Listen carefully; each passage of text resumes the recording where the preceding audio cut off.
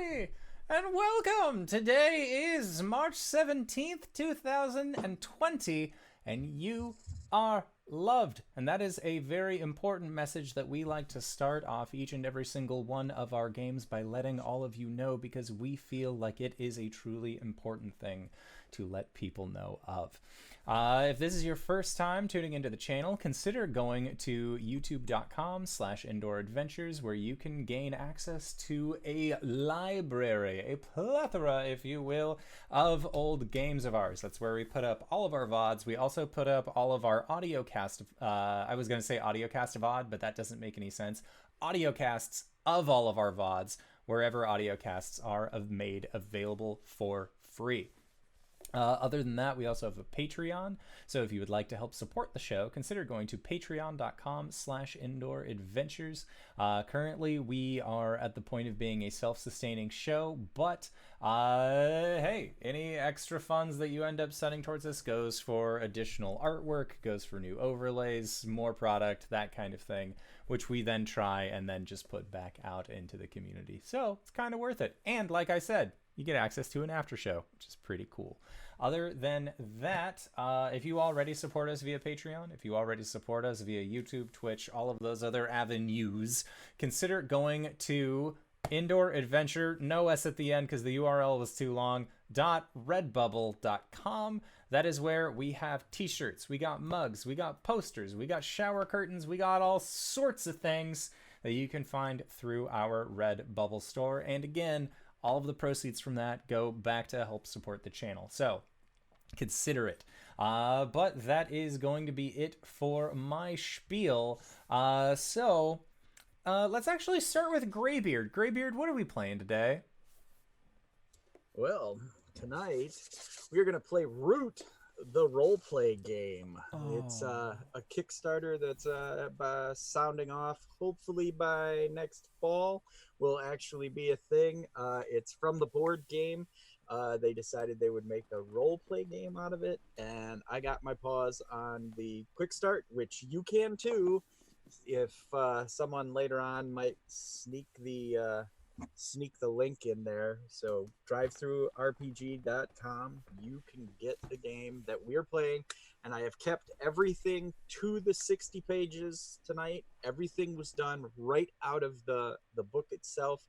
There's all kinds of crazy tables. It's beautiful. I love it, and it's based on Power by the Apocalypse system. So again, my heart swoons. Do you want me to give a little bit of background to Root for those who don't know? Yeah, if you wouldn't mind. All right. So basically, the Woodland, and I used the system to create the Woodland all from scratch. It's all made from the 60-page rules. So, and then I made a map, which I did on Incarnate, which took me like an hour. So check out those guys too, because they're amazing. And over on my Twitter, you can catch the map right now is on top of the tweet for this show, and you can kind of follow along where we're at in the woodlands and whatnot. What has happened is the Woodland has been ruthlessly, in our setting, has ruthlessly been invaded by the Marquise de Cat, the Marquisate, as it were, has invaded the Airy dynasty, who are a ruling class of birds which controlled the forest for 1,000 years before, in a chain of dynasty leading into the invasion. Well, the cats and the birds have been duking it out all year, all campaign season, and where we're going to be picking up is it's becoming fall, and the campaign season is winding down. Now, what happened was the Aerie was almost destroyed. The Marquisate almost defeated them, but they stretched themselves too thin, and the Denzines of the forest rose up in revolt. So the whole north part of the map for tonight has been thrown into revolt. For the Denzines of the forest are the villagers, the people who live there and are not really sure if this Marquise, the cat, the Marquise, has brought technology and industry and science, and the dynasty was all about the old ways and order and peace. It held sway, and things were the way they were for 1,000 years. So up in the air, but they were kind of oppressive. Everybody's a little bit evil. That's what we're gonna get to in this, and everybody's a bit evil, and everybody is killing each other. And so our adventurers are a group of what are known as vagabonds. They're the people who live between the clearings, between the paths, the worn paths between villages and towns. They stalk the woods. They help or hinder others in the way. Some of them are freebooters and war profiteers, and others are like Robin Hood and help the good people, the Denzines and whatnot of the forest. Uh, as we roll into it tonight, we're going to go ahead and we're going to do a little bit of housekeeping. We're going to make the connections between the characters, and as we do that, we're going to find out a little bit about each character, and then we'll roll into the adventure. Sounds good. There was a question that was presented in chat, which was, does GB ding for bits? Oh, do we? It's your channel. I don't bud. believe that we have ever dinged for bits, but All right. nice try though. So I guess with that, let us go around the table. We already know that this is a game filled with the anthropomorphic of animals. They look very cute. They're all drawn by Kyle Farron. If you follow him on Twitter, I love his art style. But let's start with the very top and first and foremost. Hey, RJ, who are you playing tonight? Hey everybody, I'm RJ, and I'm playing Ringer. He's a raccoon scoundrel. Primarily, he works as an arsonist. A cute raccoon arsonist. Mm-hmm. Should I go into like my background stuff? We can cover backgrounds after we do a general introduction, just so that way we all have like, I like the sound of their character. I want to connect. Do you want to do a description? Yeah, I was just gonna say, what does Ringer look like? Ringer is he looks like your standard fair raccoon. He's got the little bandit mask and grabby hands, but his tail has more pronounced rings. They shift between black and white, so that's where he gets his name from. He's dressed. Oh yeah, he's dressed in like regular traveling clothes, but a very heavy-looking leather duster, and he kind of walks with a stoop, like he has a humpback. Nice. Awesome. On to Danae. No, next up would actually be our dear friend LB. Hello, I am playing Lepine, who is a little. She's a French lop. She's lop. She is gray. Her ears hang down the side of her neck, and she is constantly flipping them back. She's got just a little bun tail. She's wearing a leathers, so like a thick, more black outfit, but there are bright colored, like sort of lavenders and pinks on top of them, and just sort of a flowy visage. She has two massive packs on her back that she wears, and she is a tinkerer, so she has these like glasses that she keeps on top of her head, and then she'll bring them down to tinker with things. And yeah, she's looks a little skittish, very sweet, but a little sort of out of it all the time. We'll be playing as Ash. Ash is a Stellar's Jay, and if you've never seen a Stellar's Jay before, Imagine a regular blue jay, and then make it goth. Like it's got a completely dark black head, and then these bright blue body. Now Ash is fairly large for birds in this world. She just kind of looms over everything, just kind of looking dark and foreboding.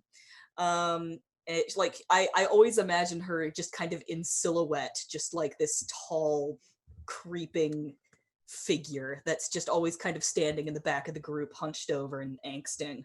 Ugh. Um, and she wears a long, tattered cloak that she just kind of Batmans around herself. And on her back is this very large greatsword. That's what Ash looks like. And I am going to be playing Thomasin Ragsdale. He is a jackrabbit. He's a jackrabbit vagrant, little bit of a hustler. One of his main notable things that you might notice is that he is missing a leg.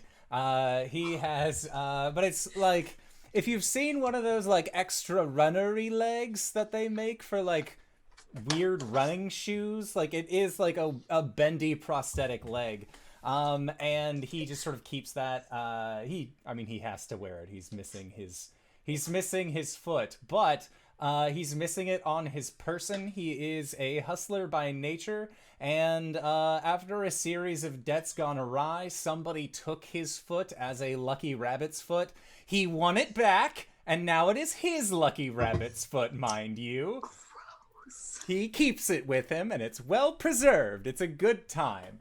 But yeah, so Thomasin Ragsdale wears it's like a nice reddish colored vest. He has long white sleeves that he keeps rolled up. He has more of like a brindle pattern to his hair. And you can see that like he has a little bit of an eye scar going. Like it didn't get all the way to be the cool one. It's more just like on his cheek. He can't, like the fur just doesn't grow back in that area yet. And his whiskers just seem like a little crooked at times. And for the most part, he has a larger belt that he just kind of keeps a short sword for. The short sword is meant for mouse folk, but you make do with what you can. And yeah, that is Thomasin. He's a very happy boy for the most part. Excellent. Okay, so like I said, we have a little housekeeping. We're joining our adventurers. They're tromping through the forest. They are crossing through a woodland, not along one of the paths, and they are headed for Black Paws Dam. They are headed for Black Paws Dam, and they are gonna be basically what they're gonna say here is like them talking to each other about like little flashback type scenes, like remember that time type thing. So who's got one that they're ready to go with? And these are the connections between the characters. I would say Thomasin would probably have a connection with Lapine. Not just because that they are both rabbit folk, but because he needed a really sweet prosthetic leg. So I would say that he probably met Lapine while he was more down on his luck and he just had a peg. But rabbits aren't meant to have like one straight pointy leg. They need to have the digitigrade. So and there should be on your playbook, there should be some connections that have mechanical at the bottom. Yep. They should have like someone did X. So yeah. Okay. If one of those fits. That'll work with mine. This person and I have been working together for a while. We read each other's moves easily. I would think that maybe he would be able to read her moves a little bit easier because she's a little aloof and maybe doesn't know what he's doing. But I like that idea of like, he was just like walking down the street or something like that. And then all of a sudden his foot stops, like his peg stops and she's just holding it. She's like, oh, this is not right. You should have more of a spring to your step. This is not right for a rabbit. You need something with a little with a little curve in it. Yeah, I don't think I know that. Do you want me to could make let you something go. like that? Wait, you can make things. Oh yes, I make a lot of things. All right, let's get... Okay, brass tacks. What's this going to cost me? Oh, I've never made something like this before, so... So what you're saying it's a prototype and that me wearing it is actually going to be doing you a service, so you'll give it to me for free. Yes! Done. Sold. And soon after, somewhere a buckboard wagon is missing one of its springs. Yeah, exactly. Yeah. Okay, good. Okay, All right, I like this. There's one. Anyone else? On mine for my connections, I think Thomason and I once met and pulled off a mad impossible stunt together. What did you do and why? Well, that actually works pretty well with one of mine, which is after Blank and I pulled off an impressive heist and stole something very valuable from a powerful faction, my bad choices landed me in dire straits. But they bailed me out, and we've been close ever since. So, maybe this wonderful thing that we did was, part of a heist, and then in order to distract the guards from guarding yours truly, you had to light a few fires. I wouldn't call it lighting any fires. I blew up a building. Hey, it's roughly the same thing.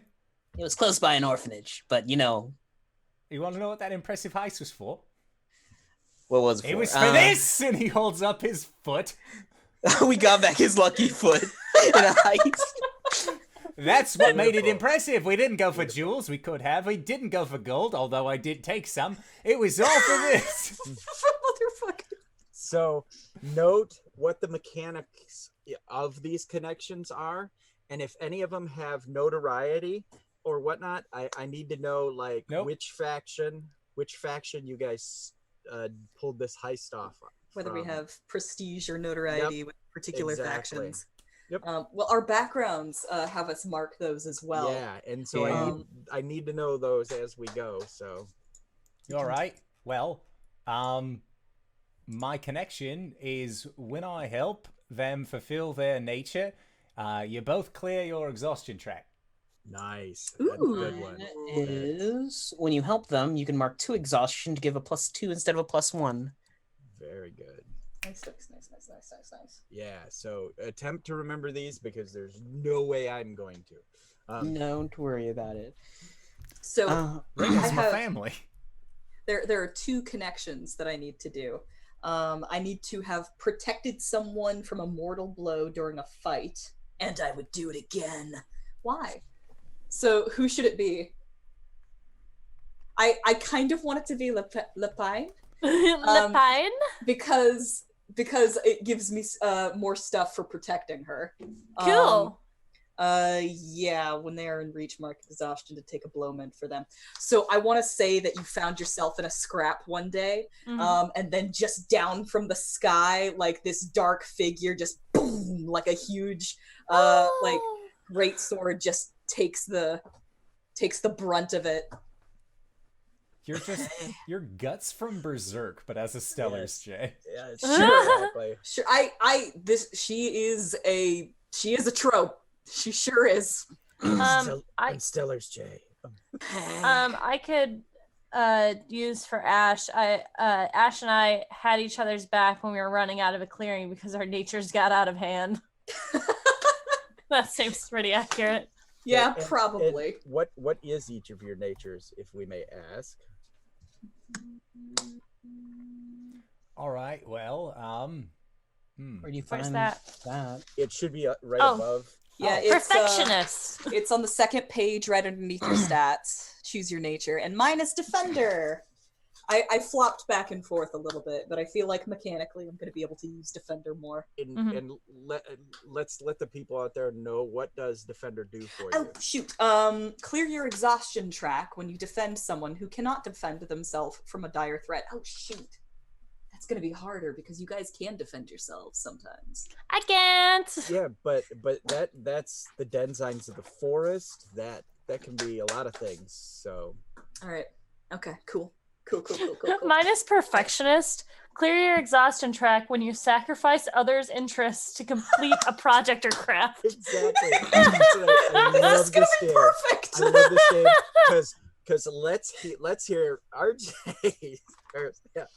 ringers. My nature is arsonist, so I clear my exhaustion track when I destroy or grievously damage an important structure. Nice. We're all gonna feed so well into each other. Hey, Lapine, this important to you? Yes, of course it is. I spent 2 days on that. Pulls out a hammer from nowhere. Kinda need this. No. And for Thomason, He's actually a drunk. Oh no! That's an actual nature. Yeah, you my can have? nature is a drunk. Clear my exhaustion track when I overindulge on vices like drink, food, and gambling. Amazing. I like to eat, I Wonderful. like to drink, and I like to gamble. I like to do a few other things too, but they're not safe for Twitch. I winked, but my hair's covering my eye. You dork. you guys have made me laugh so hard. I gotta take my sweatshirt off. I'm too warm now. All right. So I do have one I more was gonna say, connection. there should be a couple more connections out there. Yeah, I do have one more connect. Do you want to connect with me, buddy? Sure. I need a partner. You and I together helped a faction take control of the clearing and share responsibility for it. Now, we need to get into what factions we have. Okay, First of all, right, go my ahead. partner thing is Blank and I destroyed a faction's resources on behalf of an opposing faction. Why? Hell yeah. Okay. All right, so let me put it this way. I've got a complicated relationship with my home faction. I have a complicated relationship with your home faction as well. Wonderful. Okay, so here's the thing. There was a civil war amongst the Eerie. I was on the losing side of that war, and I have been exiled from my home. I was don't hired. like to talk about it. I was hired by the Eerie as a saboteur, but I misread one of their notes in the dead drop and accidentally blew up an Eerie refinery. Oh. I had it But- sideways, okay? Birds look like cats when you tilt them the other way. But it happened to be the side that I was against. So we wound up accidentally working together. It was one of those things where, like, all of a sudden you've switched sides accidentally, and then I swoop in and, like, you're working with me now, kid. I'm So- older than you. So you both have notoriety with birds, with the dynasty. You each mark 2 prestige with the faction you helped, and mark 2 notoriety with the faction you harmed. Okay, so, So did- does that's plus minus 0, basically. Well, then maybe we should set this a little bit later to after the Civil War, to where the Marquis were fighting them. So we could have helped the Marquis against the Eerie. Cool. okay, so against birds, 4 cats. All right, and that it applies to both of you. Yes. Okay. So with this, I have actually filled a track with the Eerie in notoriety. Oh, nice. So I'm now at a -1 with them. Okay. Are we just marking 1x, or are we going up to +1? It's just one box. Okay. Well, I am factionless. Okay. I'm from very far away from here. I left behind my best friend, Hobo Gobo, Oh, poor hobo. and I was thrown out of my home for crazy ideas. Oh, oh no. Well, you have found in general the Marquisate and the cats are much more accepting of crazy ideas and inventions. until Yes, they that's blow why I earned special anonymity through up. them. Perfect. All right, I will. Yes! That. I built some crazy things like steam engines and trebuchets. And trebuchet-powered steam engines. Yes, if you crank it right. No. The trebuchets, when they fire, generate steam to power the engines, and you can use the engines to explode things. That is an interesting idea. Yeah. And Thomason, do you have a one direction or other any Yeah. variety? I would Okay. say that faction I served the most was probably the Denizens. Just being a hero of the people, whether or not they wanted me there, is a completely different matter. That's not his accent at all, but we're getting there. And then, as far as a faction that I have earned a special enmity, the Marquis yet. Okay. Me and cats don't get along. They took my foot. Got it back. That's it. And then I still have one connection left. Who also has a connection left? I think we all do. No one? Some of the classes have more than All others. right. So Well, I've made connections with the other two, so I'd be willing to have a connection with you. all right. Well, in that case, Ash saw through one of my cons and turned it back on me. How and why did we forgive each other? Oh, well, the question is, what was your con? My con was... Well, now, remember, I have positive positive notoriety with the Marquis, and you have negative. I would say then, one of my cons was probably,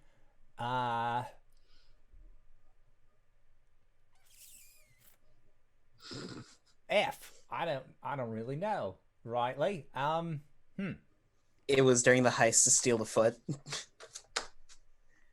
Ash was a bodyguard for the person, and you tried to con your way through the door. I tried to make myself really appealing What if to I Ash. was responsible for the fact that you lost your foot? Oh, What if if you you were the tried foot to- remover? No, oh God, I might have removed your foot. That's all right. Let bygones be bygones. I got it back. God, That's the part yeah, that counts. that's it. That's I the guess you could reason. say you got off on the wrong foot. We've got a mutual friend, and that's why we made up. You tried to cheat during a game, and I was standing behind you, and I realized you were cheating. Well, it's not That's- cheating if you get caught. Or unless you So get caught. Well, you got caught. Well, that's a matter of perspective, because you gotta catch me first, and then he tried running, but you're a shadow in the night. I can't stop that. I feel real bad about this, but yeah, I got your foot, man. all Wah. right. Awesome. Now, were you ordered to take his foot, or was it something you did?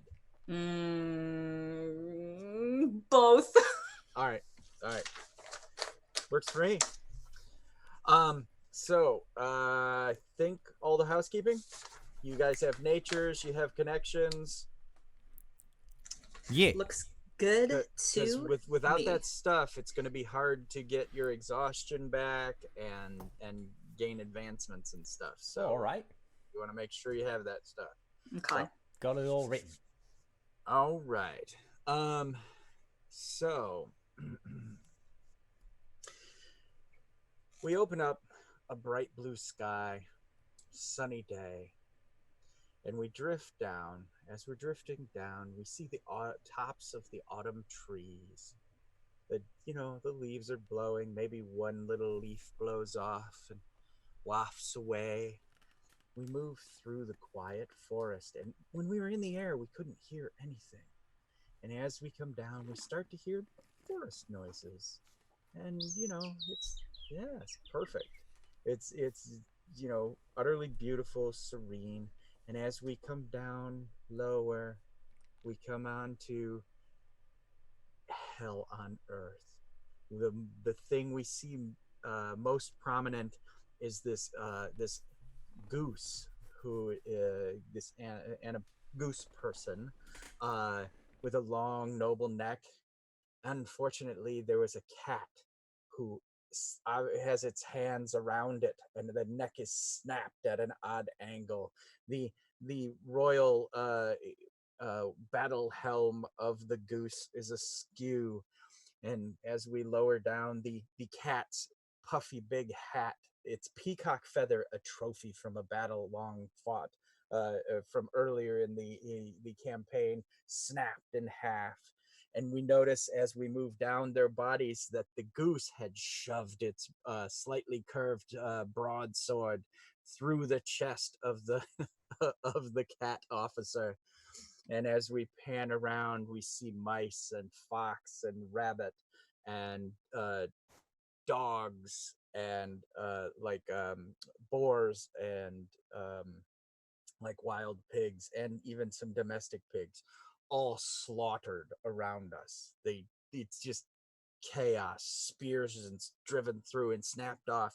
A big mastiff of a dog person is just covered in arrows, probably 30 arrows in him.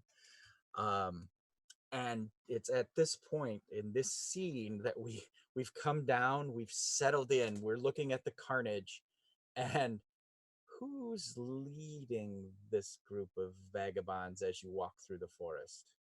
We're in this area? Hold on. Yep. Who's leading as you're crossing through the woods? Well, I'd probably be leading. Okay. So come on, Slowpoke. As you're saying, come on, Slowpoke, you step out onto a broken shield, and it clangs, and you slip a little bit, and then you see this hellscape before you. Oh. How do you all react? What do you do? Well, that's not good. Is that a dog? We should not be here. We should No, go. that's not a dog. That's a porcupine. Oh, I see what you did there. Now, all right, Lapine, I understand this might not be the best situation for you, but think about it. Dead men don't need coin. And there is a lot of dead men here who probably don't need the coin that they have. Now, also, costumes. Think about it. If we find like a tabard or something, and then, eventually we could get into with the Marquisier, we could go to the Eyrie, the Denizens. Each of them probably have something out here that we could borrow. Shouldn't we wait until the battle is over? It is. They're all dead. Everyone, this is just a field of... Like, it ended 5 minutes ago, or a day ago? Maybe a couple hours ago. The blood still looks fresh. So the battle has obviously moved elsewhere, or both sides retreated. You're not really sure if you want to do a little looting of the dead. Is that what I'm hearing? Oh, for sure. Then please attempt some roguish feats. All right. Roll with your, I believe it's cunning. Cunning? I feel like I might have picked the wrong character for this. Oh, hold on. Roll with finesse. Finesse. Oh, that's even worse. That's a 3, sir. I got an 8. Okay. Anyone else trying to quickly loot the dead? Are there any machinery? I don't know. You'll have to make a roll if you want to find anything. I'm gonna keep a lookout. I'm gonna take wing and perch up in a tree. Okay. It'll shake very aggressively as I land in it, under my massive weight. Nice. All right. So let's go around with I'm gonna keep wanting to call you Tomlinson, but it's Thomason, right? Just Thomason. No, well. I know. And you got a 3. Oh, you betcha. We'll get back to that. Ringer, you got an 8. Yes, sir. So you may pick 2 from the attempt roguish feats list. Do you want me to read them out? Sure. Yeah. You don't have a clear path of escape. You use up some resources in the attempt, mark decay, or you leave evidence of your roguery behind. Basically, with Thomason's fail, someone is going to come upon you guys in this scene. Probably leave evidence that we were here. Okay. Bringer kind of just pulls out a leg and stands it up next to Thomason's. Too small. Goes whirling off into the underbrush. All right. And then Lapine, what did you do? I will take leaving evidence behind. Okay. All right. Okay. As you guys pick through the stuff, unless one of you wants like a specific weapon, I'm just gonna give you guys each. I'll give you what like a small cache of decay that you can spend. But I think Lapine with your 9, you find on the dead cat officer something you've heard about. It's a pistol, you think you've heard it called, and you know, and Ringer has talked to you about this amazing black powder that the cats have. They have this insane invention that explodes and burns. Oh, I cannot wait to take this apart later. All right, so mark down you have a pistol, and I will give you stats if ever you so choose to use it. Okay. Can I search through these packs for bars of soap? Yes, you may. So the way equipment works, it's like Dungeon World. In Decay, your Decay track on your person for yourself, it's on the back page of your character sheet, I think. That is whatever you need it to be. You need some rope, mark Decay. Hey, I do have some rope. I need a bar of soap, mark Decay. I did have a bar of soap. I need a whistle. It can be any kind of little thing like that. So yes, I will say as a whole, you guys were able to pick up let's see.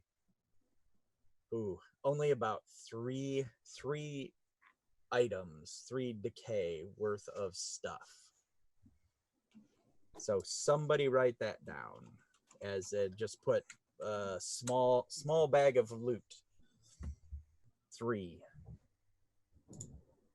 And so as a party, you can spend that as you go along. Okay. All right. And as you're finishing this up and grabbing, you hear, "Whoa, hey there, you! Oh, hold on! Get 'em, boys!" You hear, and it's definitely a barky voice of the dogs that the cat Marquisate uses in most of their upper echelon. Their sergeants and lieutenants and above are usually dogs, so they are coming. Well, What do you do? didn't see that one coming. We should run, yes? Ash descends and like dives in between them and says, "Sorry, they approached on my blind side." You mean the one with the coiffed feathers over one eye? Yes. We should Alright. run. Or there's a lot of dead bodies out here. If we just like smear some blood on us, lay down, maybe they'll just go right by us. We should run. But first, and he's gonna, Ringer's gonna run over to the dog that's peppered full of arrows, and he's going to start shoving bomb components into the armor to make like a nail bomb with the bolts. Jesus Okay. Christ. All right. Terrifying. All right. I have a feat called Create to Destroy. When you use available materials to rig up a dangerous device, roll with finesse. On a hit, you cobble together something that will do what you want one time. Mhm. On a 10 plus, choose 1. On a 7 to 9, Yep. choose. I love this game. I have an 8, so I choose 2. Okay. One is going to be it's more dangerous than intended. Okay. And the second one is it's larger or more unwieldy than intended because All right. it is a like dog nail bomb.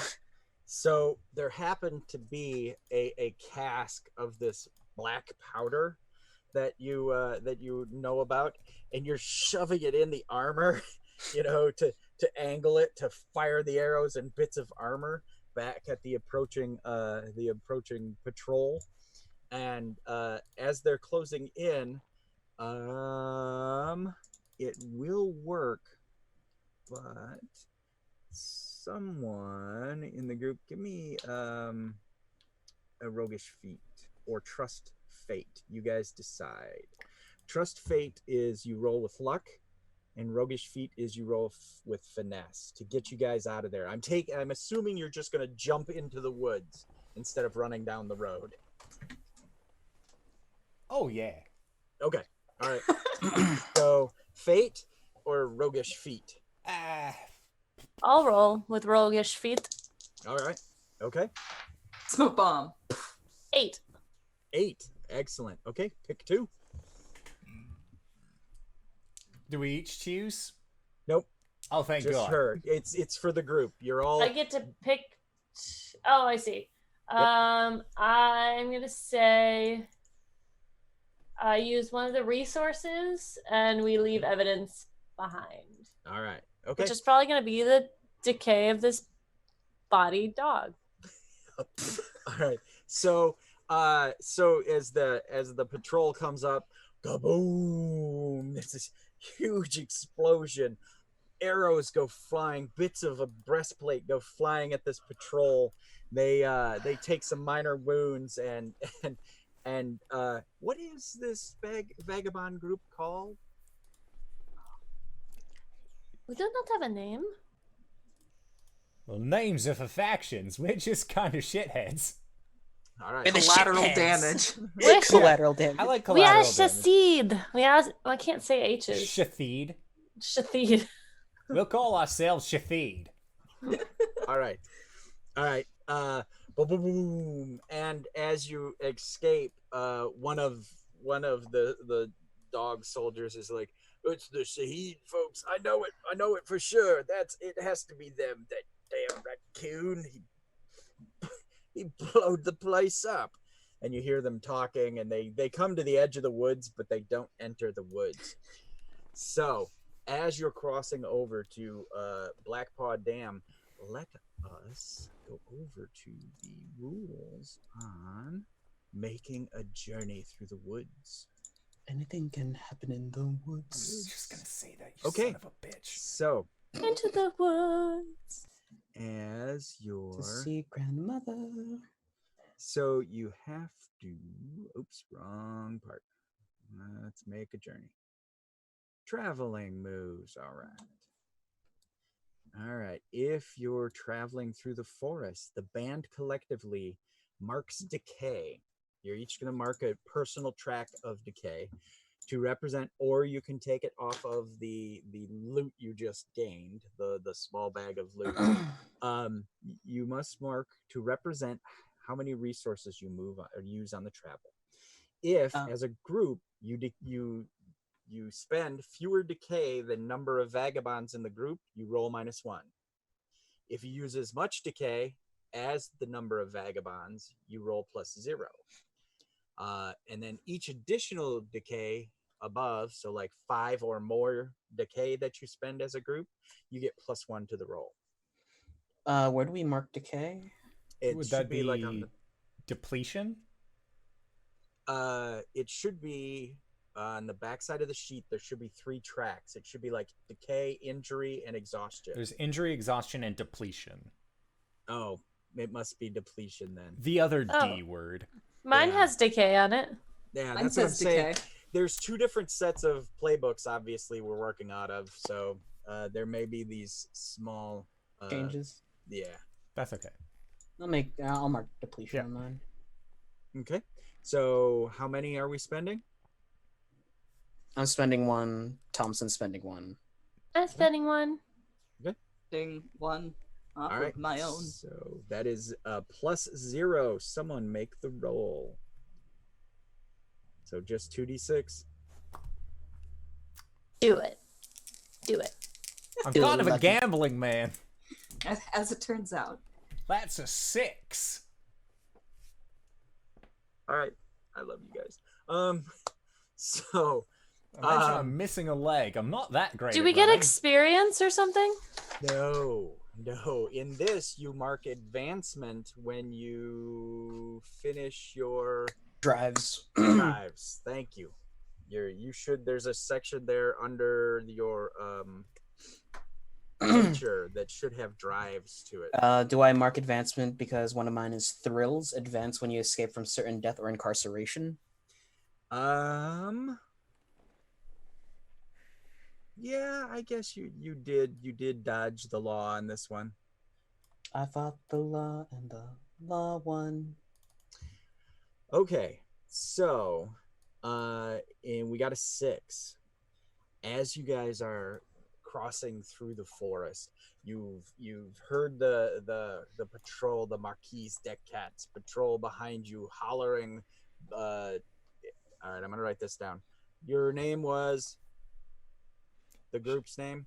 Write out shithead, but it is pronounced shafeed.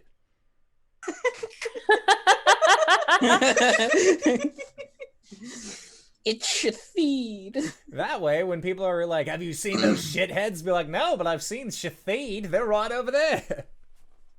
All right, I'm dyslexic, so I have to write it how I'm gonna say it. Otherwise, I put an will be telling you. apostrophe between I and T. Okay. Shafeed. Shafeed. You damn Shafeed group. You mean them shitheads? Yeah, them. And as you guys are crossing through the forest, you find a small rivulet that turns into a pond, but it's really more like a gully full of water. And you hear this drumming and chanting. What do you do? Well, that's not good. I could blow him up. All right, let's not blow up random bystanders. One of them might be cute. You never know. Now, what we could do is look at them from afar, see if maybe they're, maybe they're playing a game or something, in which case we could go along with it, or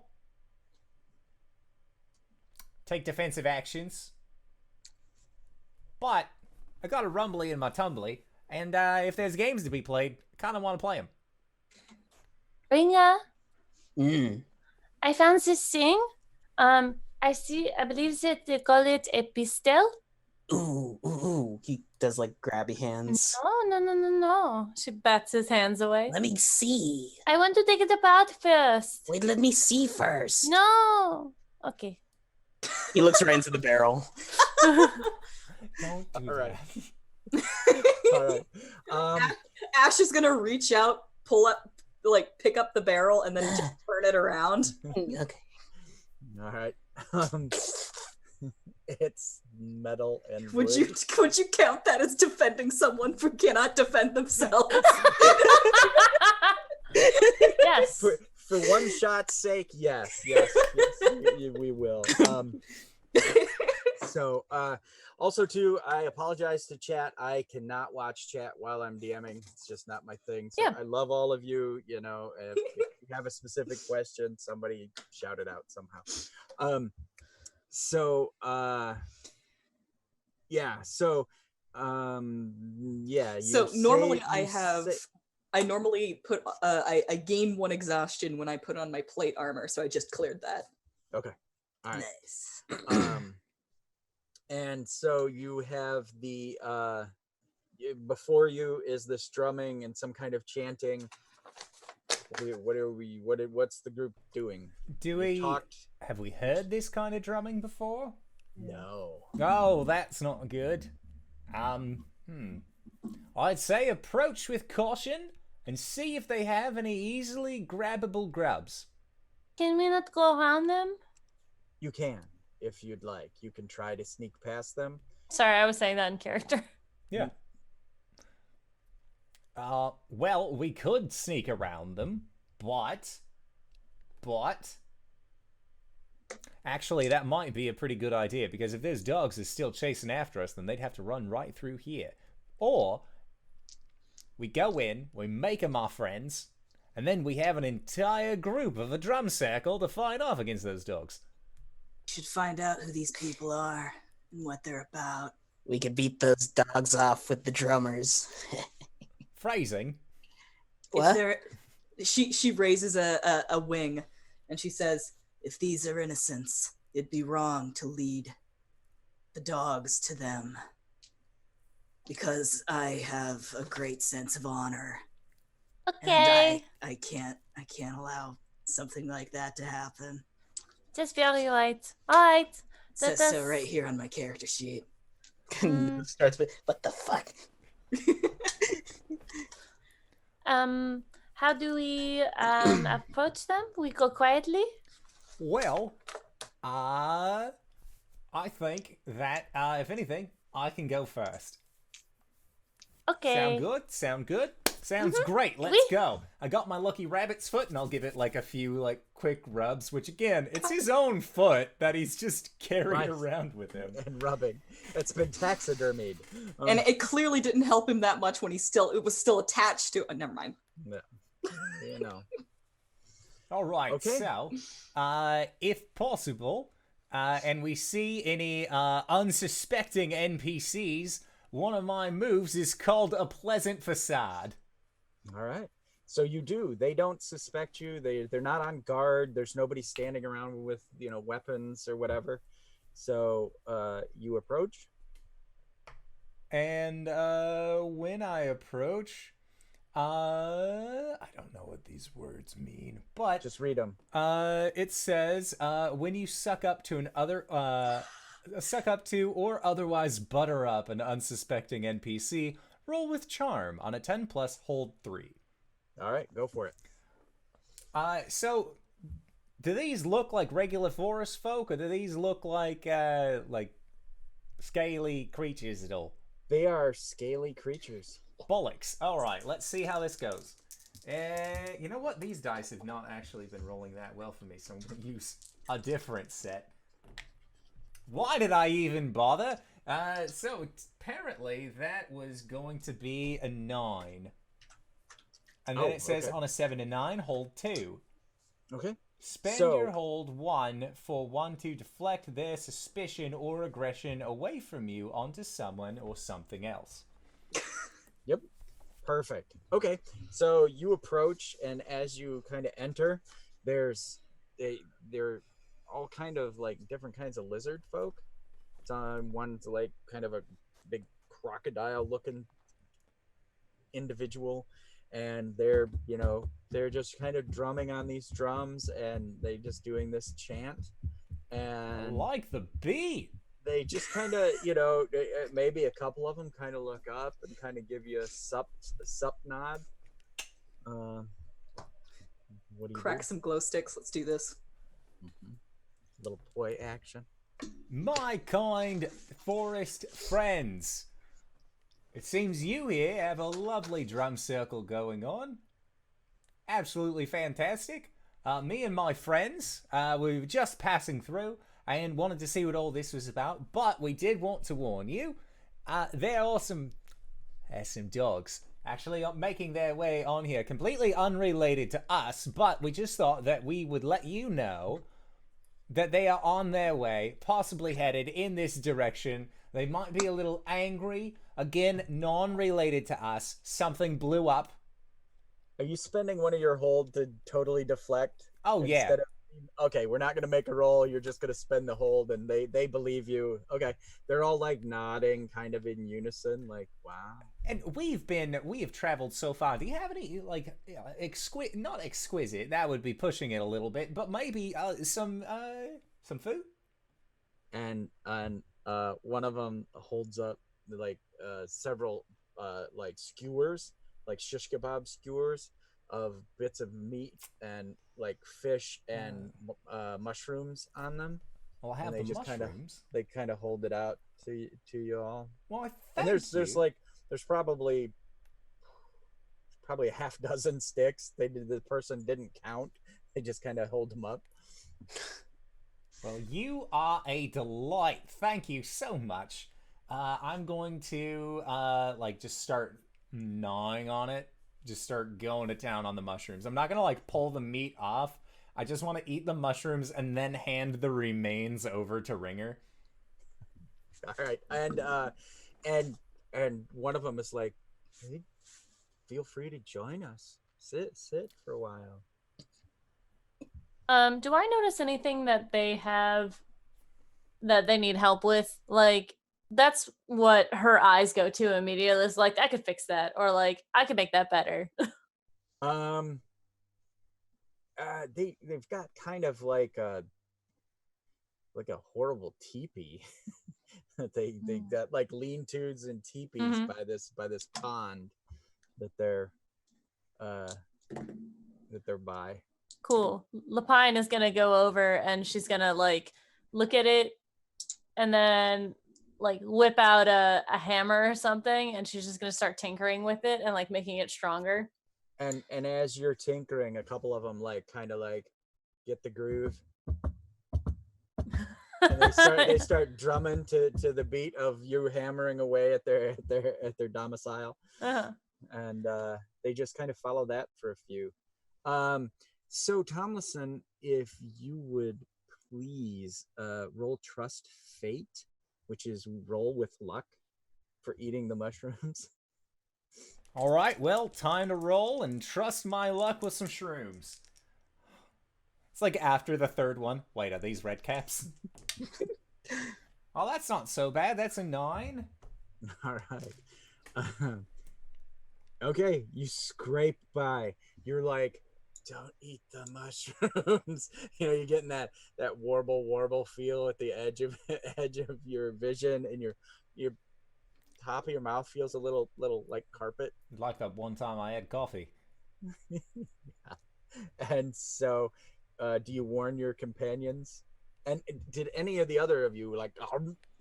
Thomason has been handing Ringer meat on the stick, so I haven't had mushrooms. Actually, I will admit to them that they probably don't want to eat this. If anything, they should leave it all for me. Because my nature is that I overindulge in vices like food and drinking, so you're gonna dole out the meat, or are you gonna keep it all? Well, clearly these things aren't doing what they're supposed to be doing. I'm not gonna keep the meat. I'm a vegetarian, but that just means I need more vegetables than somebody like Ringer or Ash does. Basically, they're handing you shish kebabs. You're eating all of the mushrooms off and then handing them off to us. Oh yeah.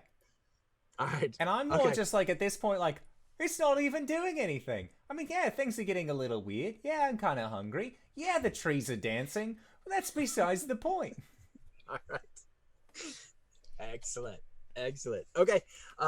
As you begin to trip, Lapine, you finish the project there, and you're looking around, and you're kind of like, and unless you wanted to start a project like we're going to build you a log cabin, you're out of projects here. What do you do?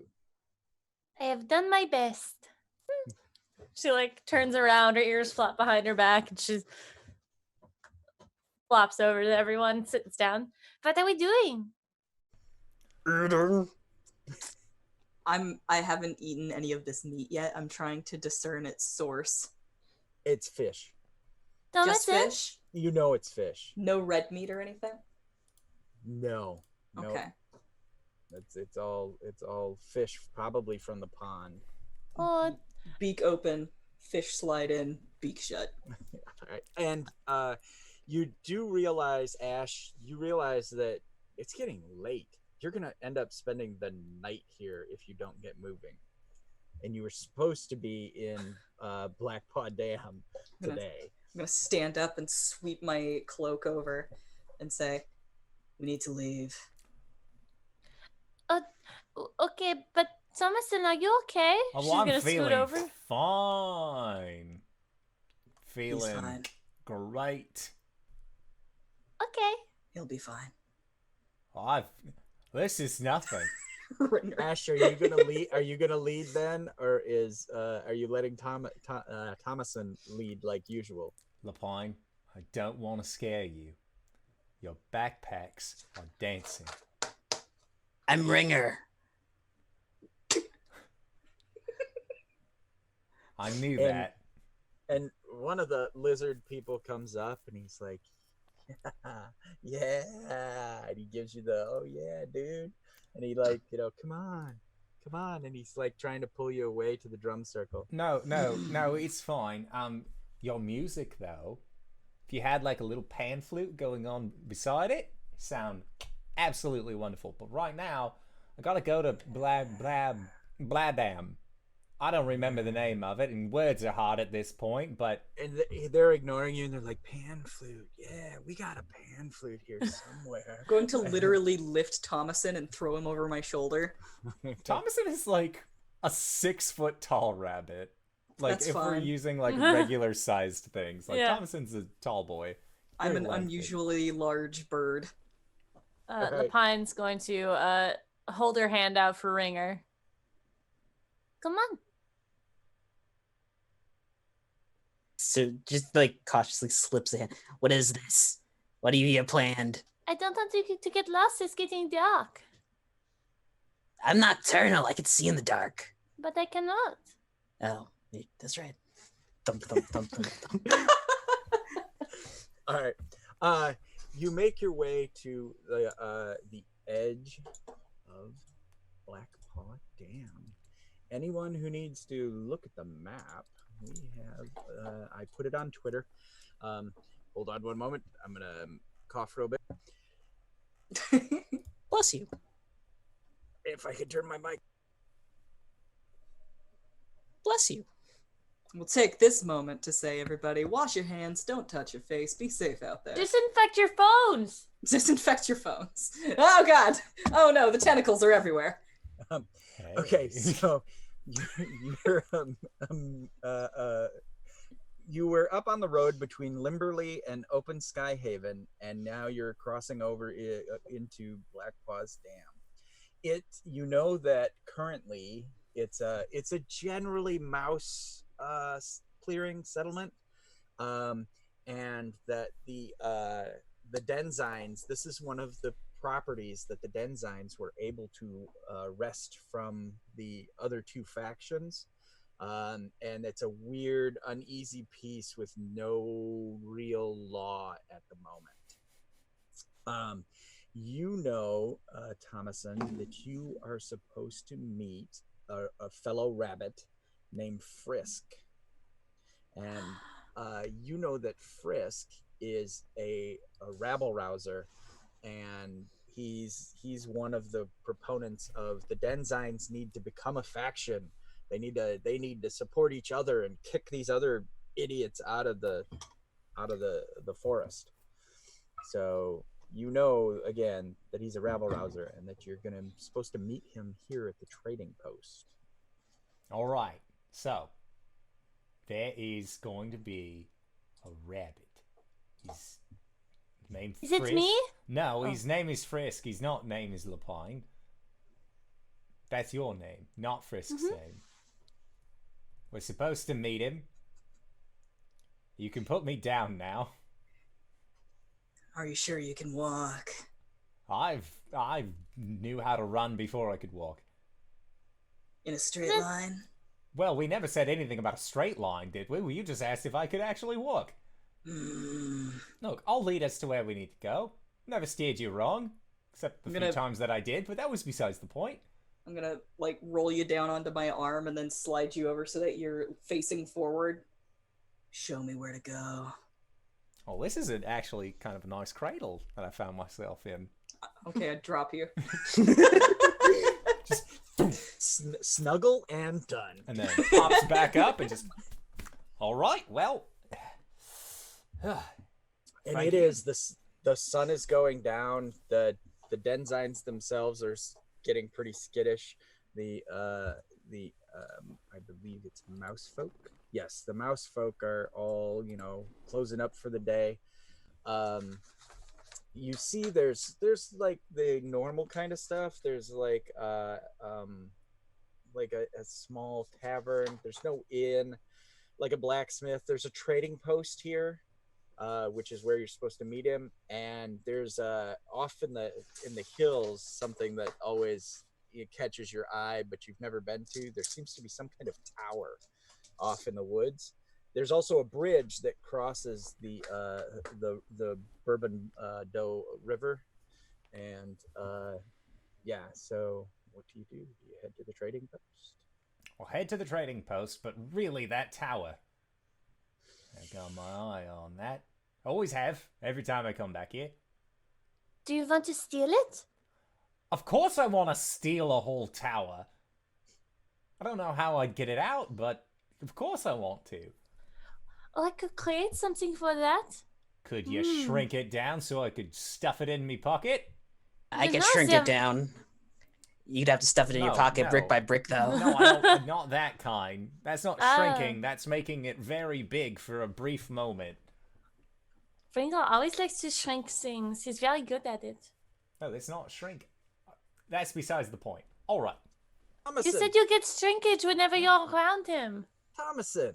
Frisk Frisk, is at the, old he's at the- friend. he's at the trading post and he's like, today? What kept you? This is not the end of the day yet. All right, so we may have got a little lost when it came to a battlefield. Didn't find much while we were lost, but well, we made it today, didn't we? Who was fighting? Oh, I don't know. Probably cats. and birds. Where was this? And he pulls out a little like leather bound book. It's really small. You've probably never seen a ledger this small before. All of the pictures are just kind of like floating up off of the pages, and Thomason goes, "It was Hey Ash, it was right here, right?" Ash just reaches out, grabs his hand, and moves it to the correct place. All right. Yeah, it was right there. Frisk is like, oh, yeah, great. That's cool. Okay. Was it cleared away? Did you guys get any loot out of it? Me personally, no. I right, looked. neat.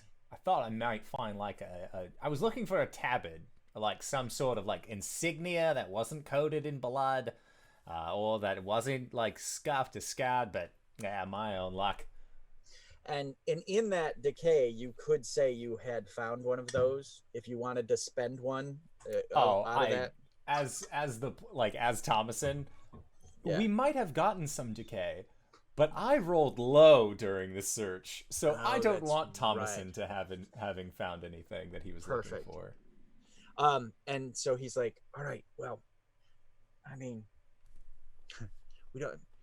nobody around here is going to care much because you guys aren't, you don't have a bad reputation here. So let's go up to the tower and I'll introduce you to your employer who I got the job for you for. Oh my god, wait, now hold up. We're going to the tower. Yeah. My luck is turning upside. Let's go. I'm down. Listen, Tower. what are we doing? Well, we're going to the tower. We're going to I go to know, the tower but- to meet the guy who's going to pay us to do a job, but we don't know what the job is yet, so we're just going to the tower to actually find out about it. I don't even know what the job is yet. Frisk doesn't Says- even know what the job is yet. He just said Okay. he needs some vagabonds. I said, I know just the folks. I am not a vagabond. Yes, you are, sweetheart. We're all vagabonds.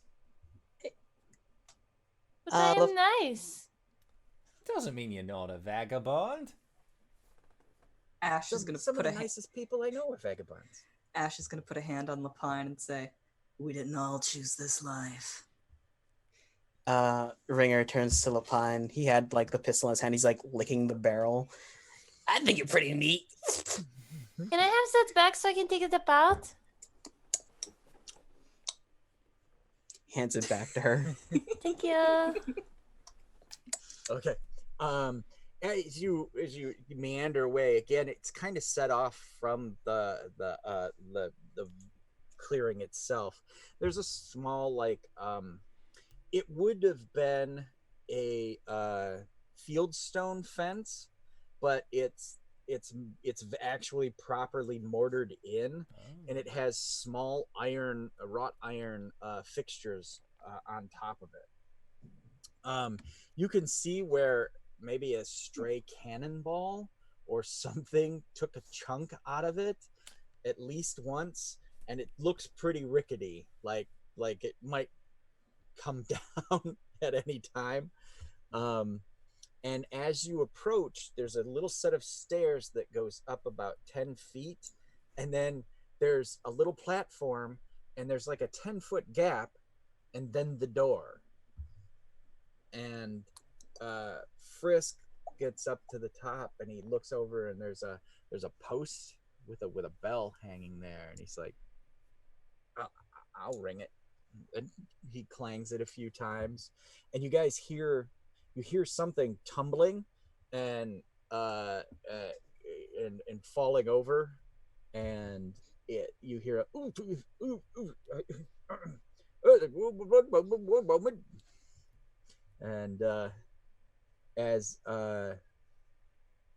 you hear it, like the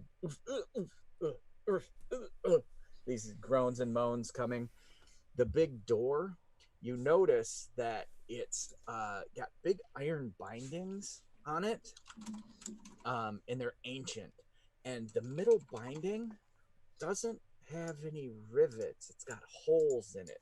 They're probably, like 4 inches apart by 4 inches apart, and they go across the whole middle binding of the door. And then just as you hear a bunch of clacking and whirring, and you hear a bar hit the ground, someone unbarring the door just let the bar drop, and the door swings open, like slowly, and it's much bigger than it looks, and he's like, "Oh, hello there." And it's this old what kind of owl was he? A horned owl.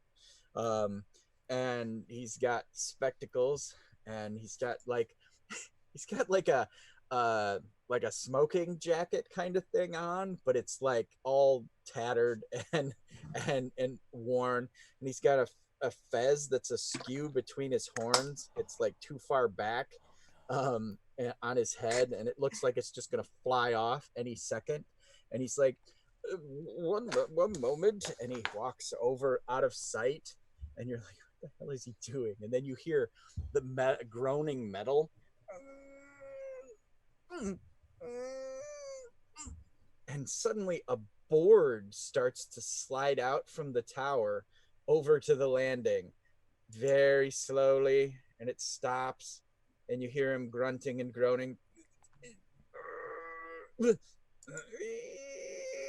and then it scrapes on the stone, and it's a pathway now, like a little drawbridge of the a crossover, and he's come in, come, Frisk, these must be the.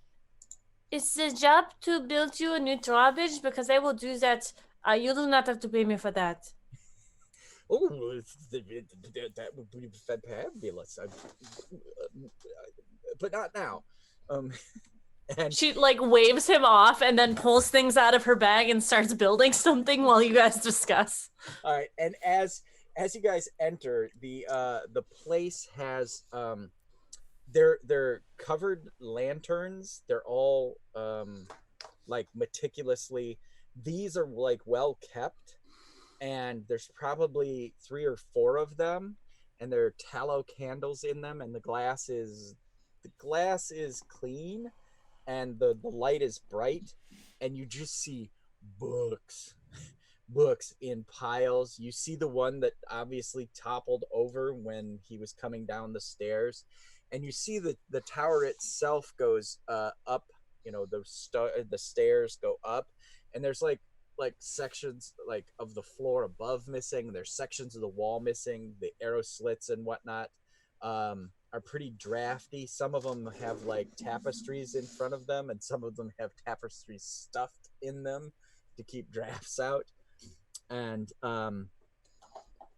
he says, and he does a big bow.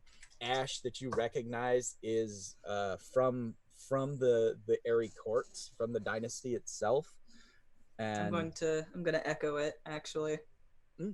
And he, his eyebrows pop up for a moment, and he will say, "Well, I'm Nigel Flapbottom, and I am a historian of sorts, and I need your I'm Nigel," and he puts out a tottering hand. Thomas in Ragsdale, nice to meet you. He Shake vigorously.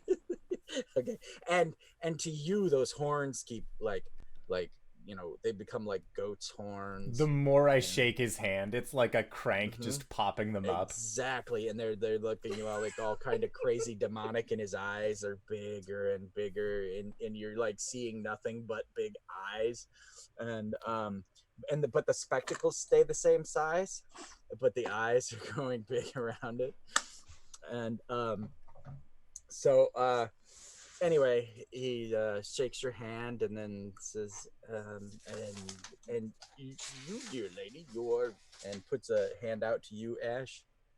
I'm called Ash. Oh, oh, yeah, yes. Ash, would you give me a reputation roll? Just 2d6 plus your notoriety if you have a bonus to it.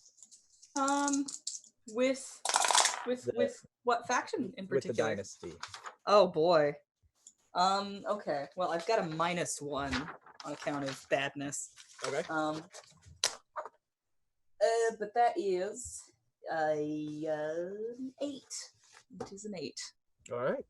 I'm gonna say, as she reaches out to shake hands with him, her cloak shifts, and there is an eerie insignia on her plate, but it has been slashed and desecrated. Oh, warrior of the area. Well,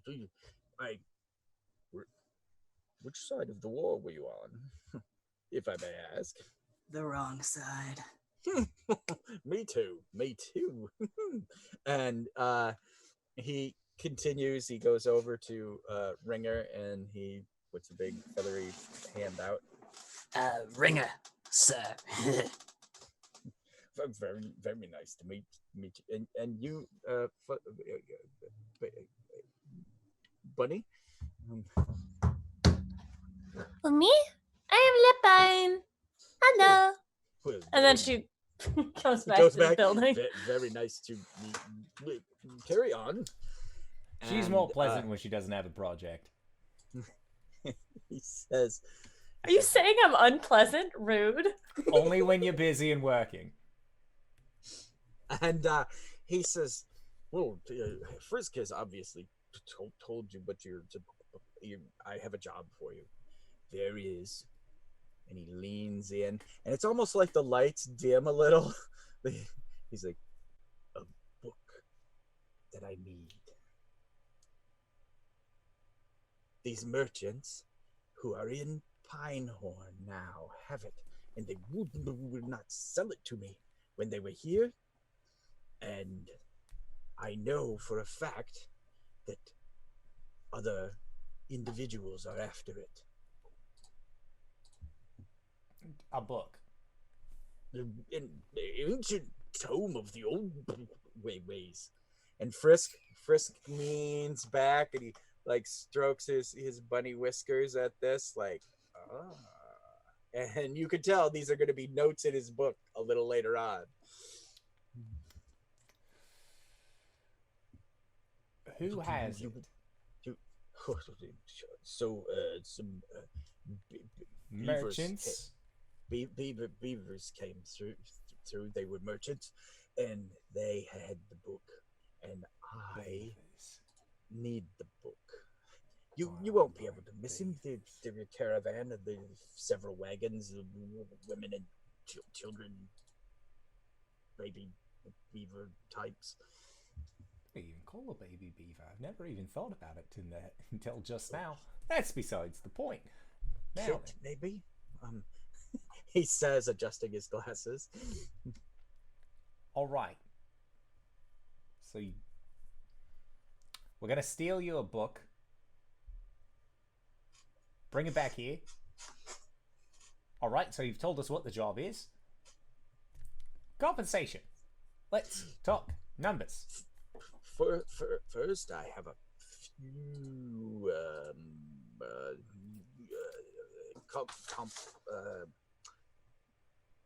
caveats to do the situation. Wait, what does fish eggs have to do with anything? No, that's caviar. No. No one needs to be hurt. I could not live with it if these merchants they were just unreasonable. They don't know what they have. I even tried to compensate them more greatly, but they said that they had already sold the book to someone else. Well, who have they sold the book to? That I would not say. All right, so take the book. Don't hurt anybody. What about structures?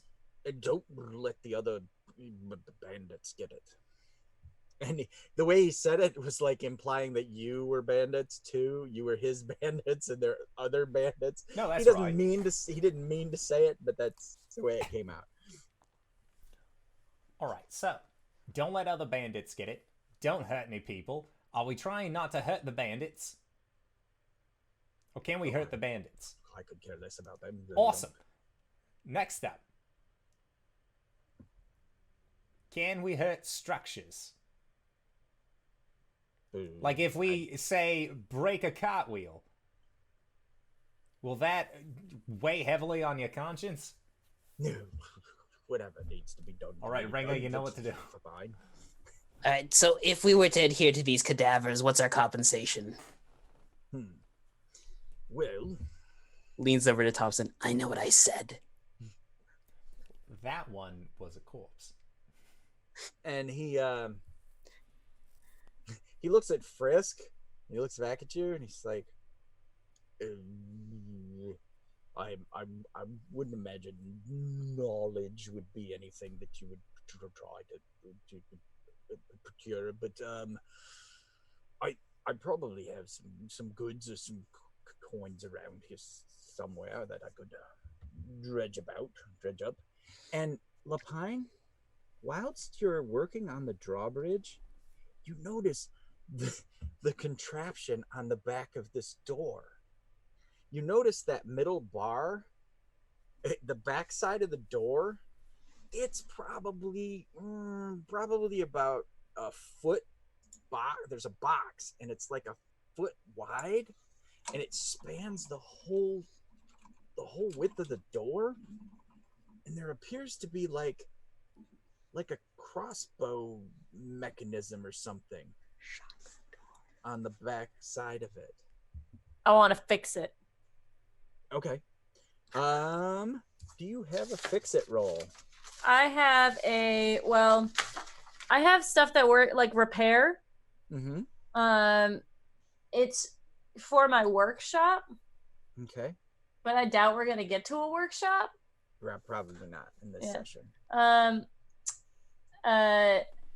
I need you to. The DM will set one condition as per the workshop move. Fill it and clear all decay for that equipment. When you repair damaged personal equipment at your workshop, you do it as long as you have tools and resources. Okay. All right. Yeah. So you begin to like take it apart to see what's going on there, and Nigel is like, "Oh, that's very dangerous." And he looks at you, Thomason, and at Frisk like. She's more pleasant when she's not working. Ash is just gonna go and loom over Lapine, just in case. She does not notice.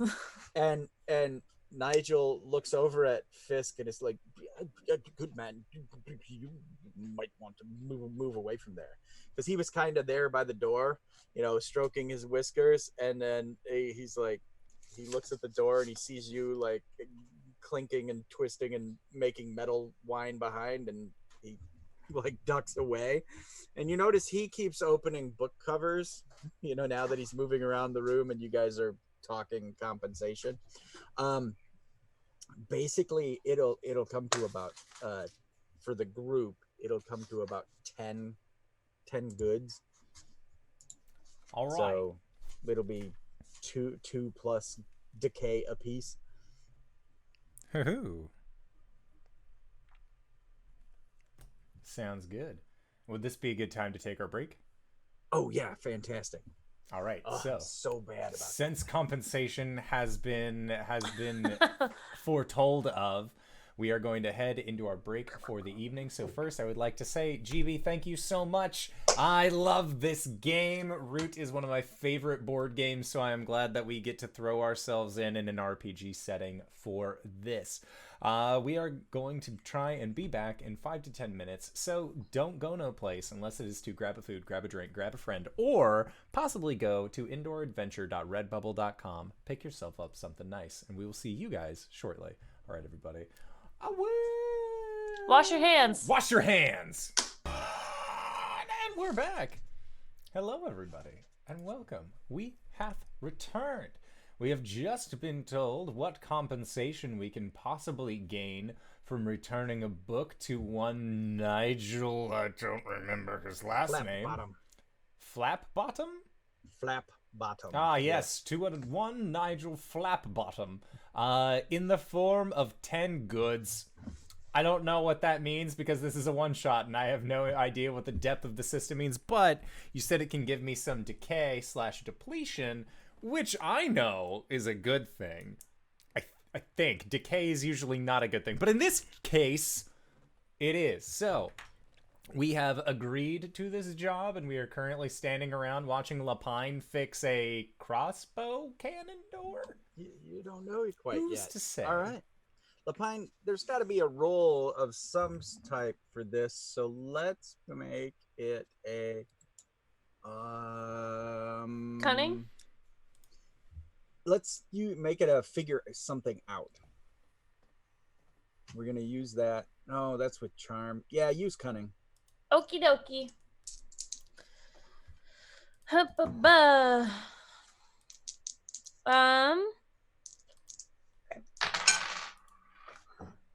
I rolled 6 and I have +2, so 8. Excellent. All right, we'll use reverse wreck something. You can't be used again until it's repaired and precise dangerous. Okay, so something is imprecise and dangerous. You cause collateral damage, attract attention, or end up in a bad spot.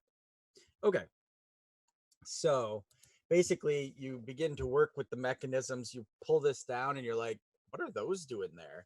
And you're like monkeying with it and it goes off. And basically all those holes where the rivets were, iron bolts fly out of them.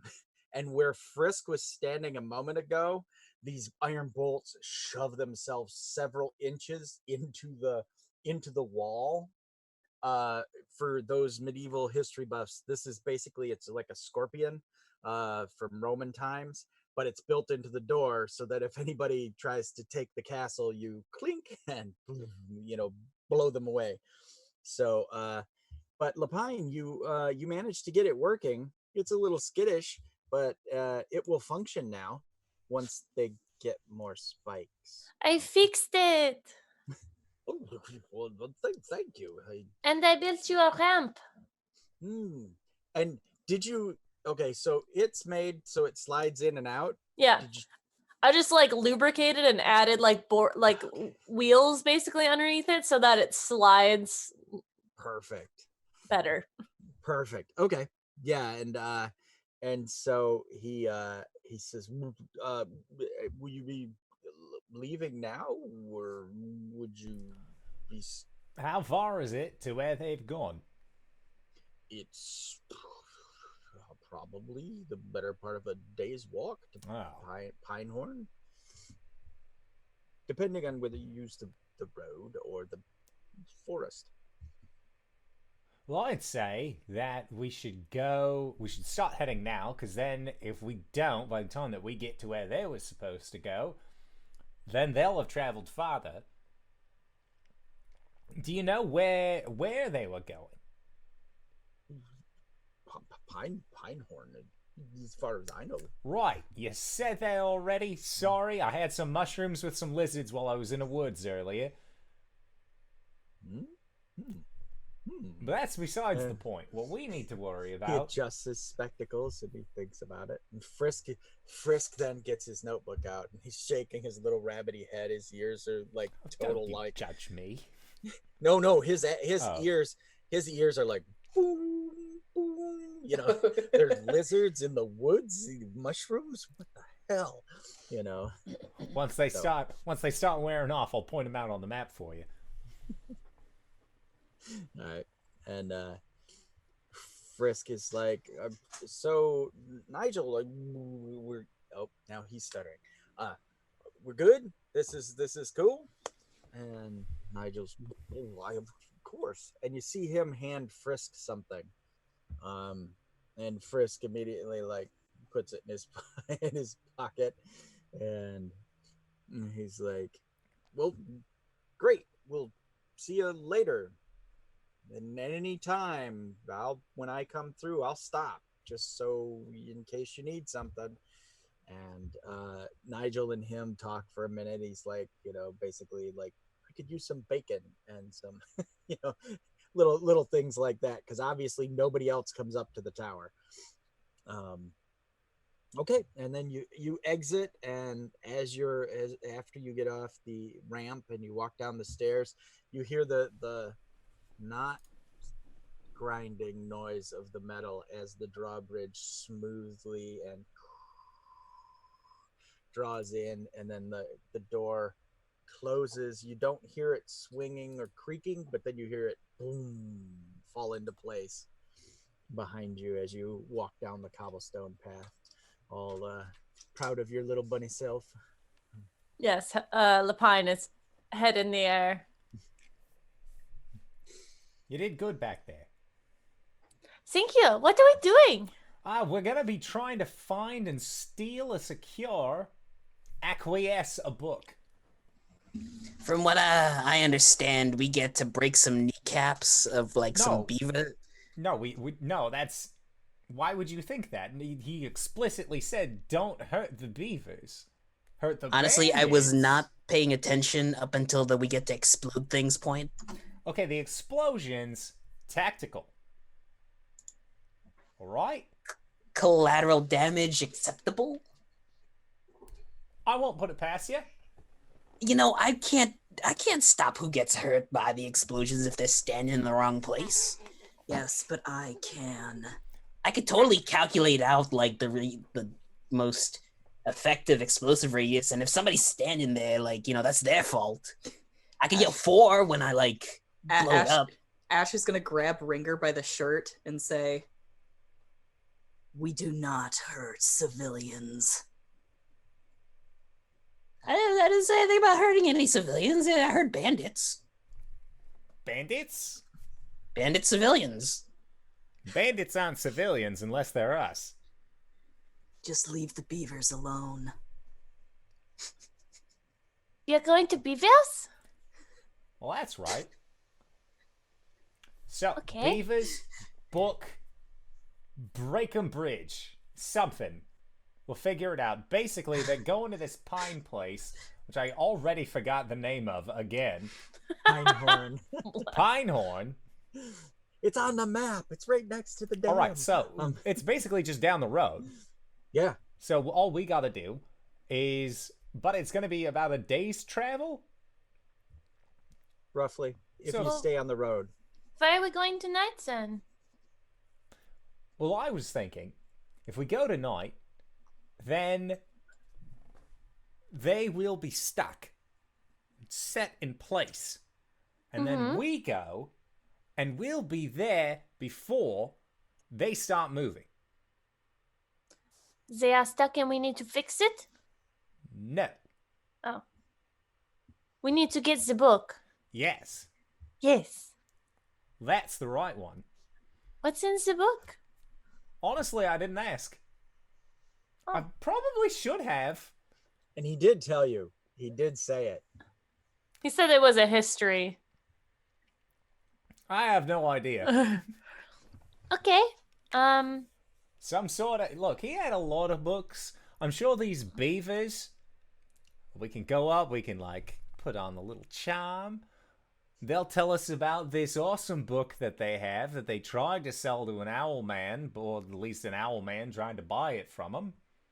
Then I ask, oh, let me see that book of yours. And I hold it, I look at it in my hands, and then I yell, cheese it, and we all run.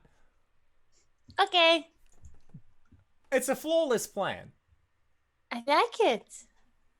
All right, now, here's a question. Here's a stipulation. Ash, let's say these beavers hired bandits. It's not outside the realm of possibility because we were hired as... He described us as bandits. I don't see us as bandits. But if there are non-beavers with the beavers and they look partially threatening, can we on them?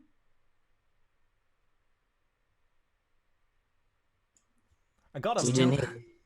Sorry. Yes. Just don't hurt any women or children. All right. Or Sounds men. like a What that about the don't bandit look like babes? soldiers. Yeah, what if there's a bandit, but the bandit's a babe? No, surrounding the rove of bandit babes. You do not know them? Wait, so you're telling me there's a group of bandits and they're all babes? Mm-hmm. Why Babes have I as in not heard hot about this or before? babes as in How long- children. How They are squirrels. How long have you known about this, and how long have you been keeping this from me? I did not know you'd want to know. Are you talking about babes as in ladies or babes as in babies? No, they are definitely women, but they are squirrels. It's never Cool. stopped me before. Gross. I don't... Aren't you more related to squirrels than we are? Also racist. Look, there's a lot of opportunity for racism in this entire situation, so let's just avoid it and keep going on. Okay. If you find any bandit babies, bring them to me. I'll make them my ward. It's not creepy at all. All right. On one condition. They have to be a small robin.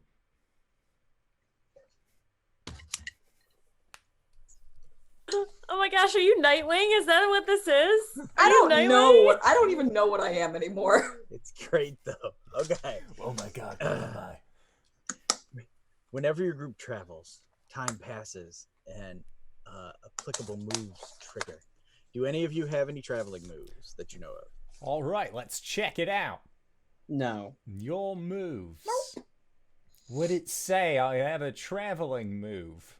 Yeah, it would. It definitely would. Like the ranger, I think, has a couple that are like exploring. Like when they explore caves or ruins, they get things. When they have a couple other things like that. When they move through the forest. Whenever time passes on your journey, you can clear an injury box automatically. I'm not injured, but I just wanted you to know. Okay, that's I awesome. just wanted you to know. Yeah, we know. Well, So have I ever been to the following clearing? Wait, you said I'd never been to the clearing that where the tower was, or is that not a clearing? it is a clearing. That's Blackpaw Dam. That's So- amazing, because that's one of my drives. I advance. Is All right. Wanderlust. Advance whenever you enter a clearing you've never been to or you've only been to a long time ago. All right, so we will mark the dam. You guys have been working deeper in the forests.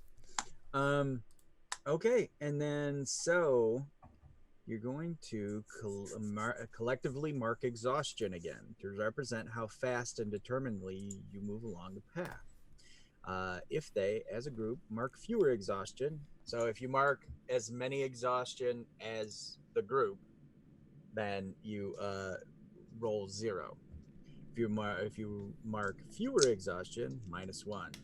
If they mark equal, 0, and then each additional exhaustion you mark adds 1 to the roll.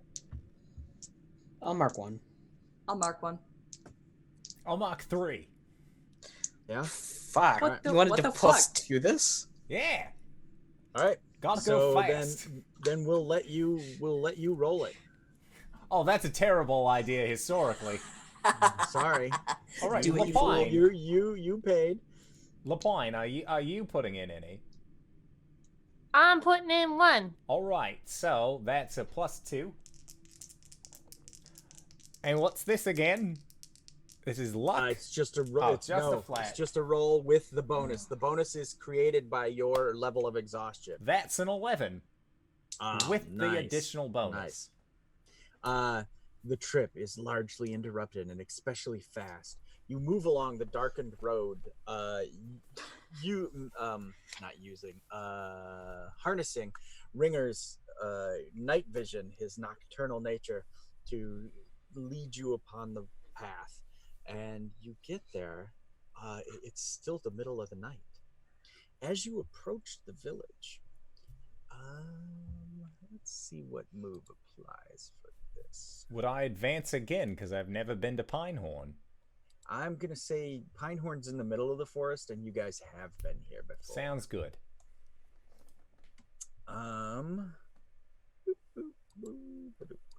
Wrong sheet.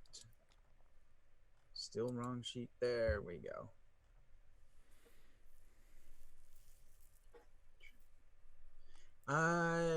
Let's have one of you read a tense situation. So when you read a tense situation, roll with cunning, and we'll go from there. I've got this. Bam. 9. 9. All right. You Her may glasses fall down on her face, and everything comes into focus. ask. Yes, and what do you ask? There is a I list. was right.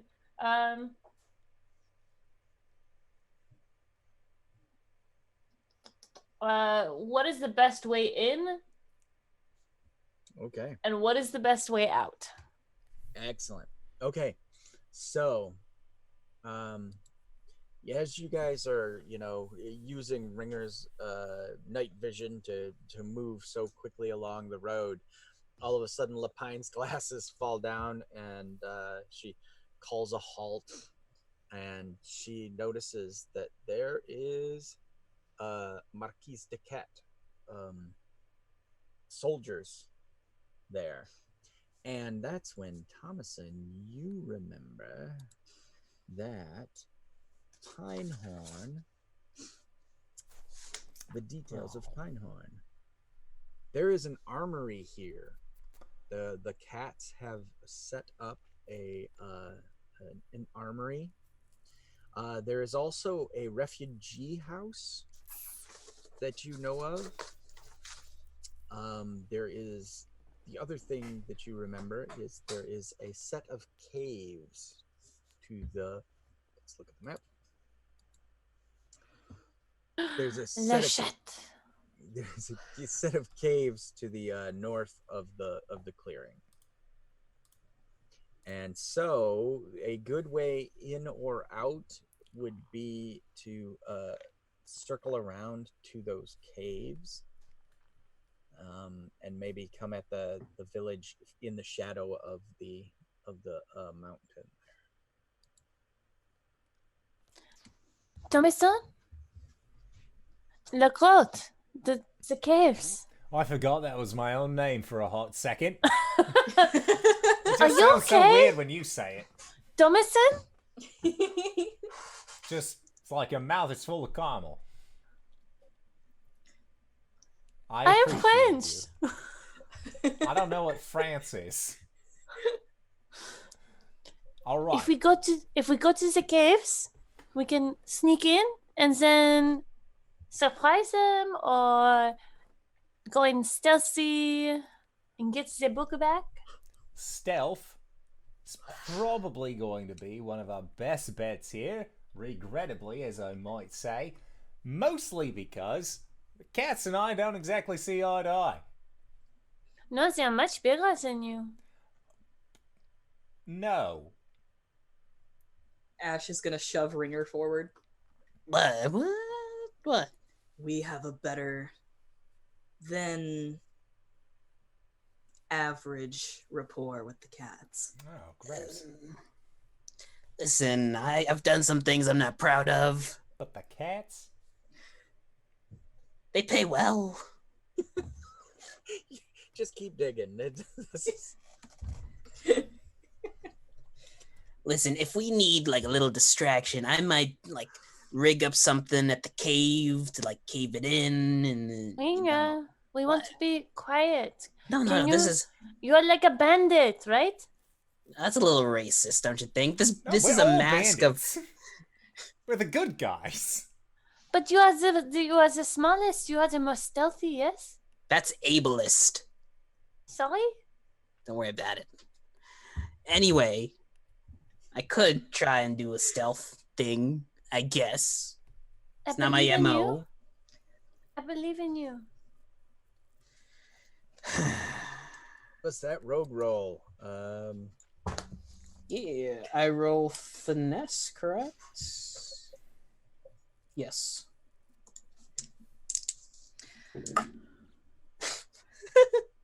12. Nice. Damn. Nice. Okay. Hey, wings. Yes. Oh, fuck you. Those are the dice he stole from me at Gen Con. That's perfect for scoundrel things. Yes, exactly. So 10 plus, you pick one. Let's see. Not weapon. Okay. 10 plus, pick one. On a hit, you achieve goal without being noticed so far. And so picks one. I want to say that we use up some resources in the attempt. Like, probably inside of the packs there are like a bit of oil and like some tarps that we could use to like craft together some not quite ghillie suits, but like like the pig suits in Princess Mononoke, but like with Yeah. leaves. Yeah, yeah. So we could scutter around in the underbrush. Okay.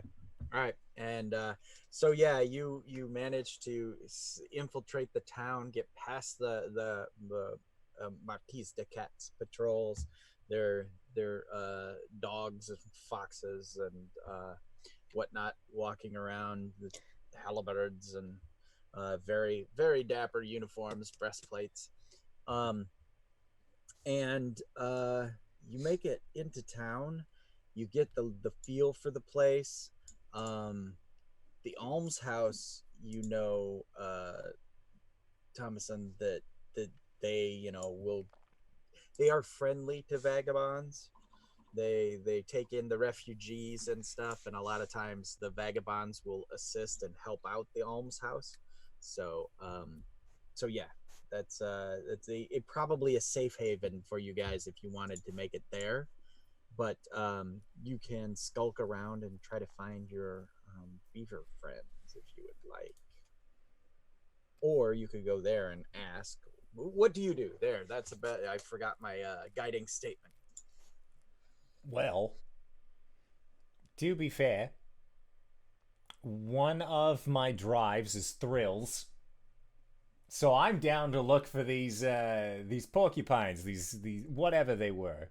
Badgers? No, beavers. I'm down to look. Lapine kind of has no opinion on the matter. She'll follow Thomason. That's a terrible idea. It's worked for her so far. Okay. So you're going to skulk through town, using the pseudo ghillie suits. Oh, once we get into town, no, I'm not wearing a ghillie suit. I'll just kind of be myself, maybe. Okay, it's the middle of the night. You guys made it here pre-dawn because you rolled so well. Well, that just means it's dark out. Right, and there's the patrols, and you know that there is a curfew in wartime here amongst at least the Marquis, and most likely the Marquis would take you in for questioning. Why are you out? And the dynasty would most likely behead you if you weren't a noble, or an avian of some type. Well, if that's the case, almshouse it is. All right. All right. And then tomorrow morning, that's when we go out, find all those beavers. All right. Okay. Then Uh, daytime heist. Okay. All right. Okay. So you get to the almshouse, and are you gonna like try to come in a side door, a back door? How do you approach it? Again, there are patrols, and there are they have not gas lamps, but like oil lamps that hang on posts throughout the town. So there's light enough to kind of see, but there's enough shadows for skulkery and skullduggery if you choose. I'm gonna Just shove try him. and try and knock on a side door. Okay. The almshouse.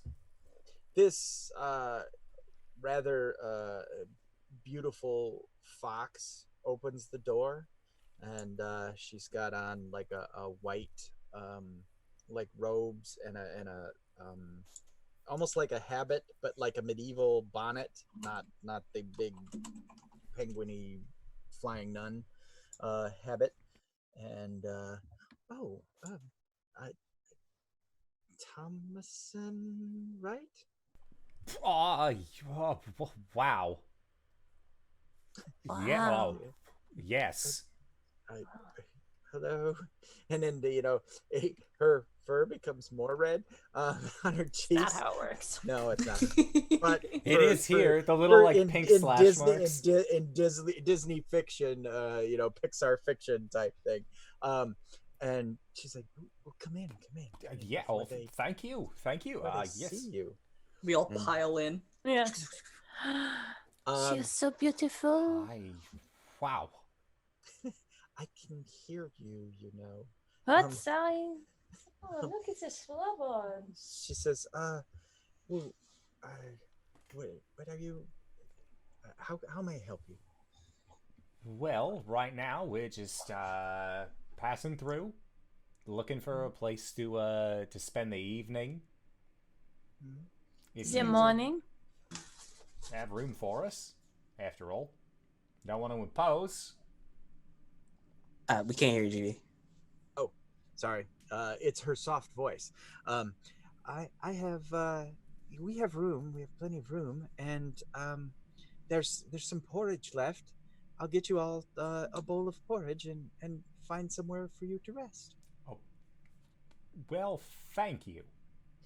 And she goes about. She finds there's like it's basically like a monk's cell, like in an abbey or a monastery would have. It's just very plain, very it's all made of stone, but you guys are able to clear a box of exhaustion by taking sup and rest here.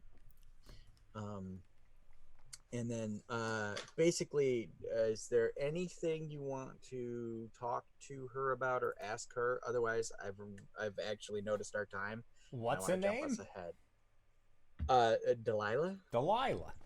Hey there, Delilah. Mm-hmm. I got him. Yep. Oh, I'm gonna Maybe introduce just. my friends. How do you know Thomas? Soft voice. He's been through and stayed here before. I think he's rather tall. Mm. He's very dashing as well. Yes. She gets a little bit like flush. Yeah, exactly. Little Maid Marian type flush. And then the second Thomason's not looking, she'll lean a little to Labine and be like, "Well, I do like his ears." Yes, and they are very she erect. proppers back up, and she kind of rolls her eyes but smiles. Well, I at the- mean, sure. oh yes, Lapine's ears are very Yes. low. exactly. Yep. The lop, as it were. Yes. Do you know of any BVLs that have come into town? Oh, the caravan. The caravan came through.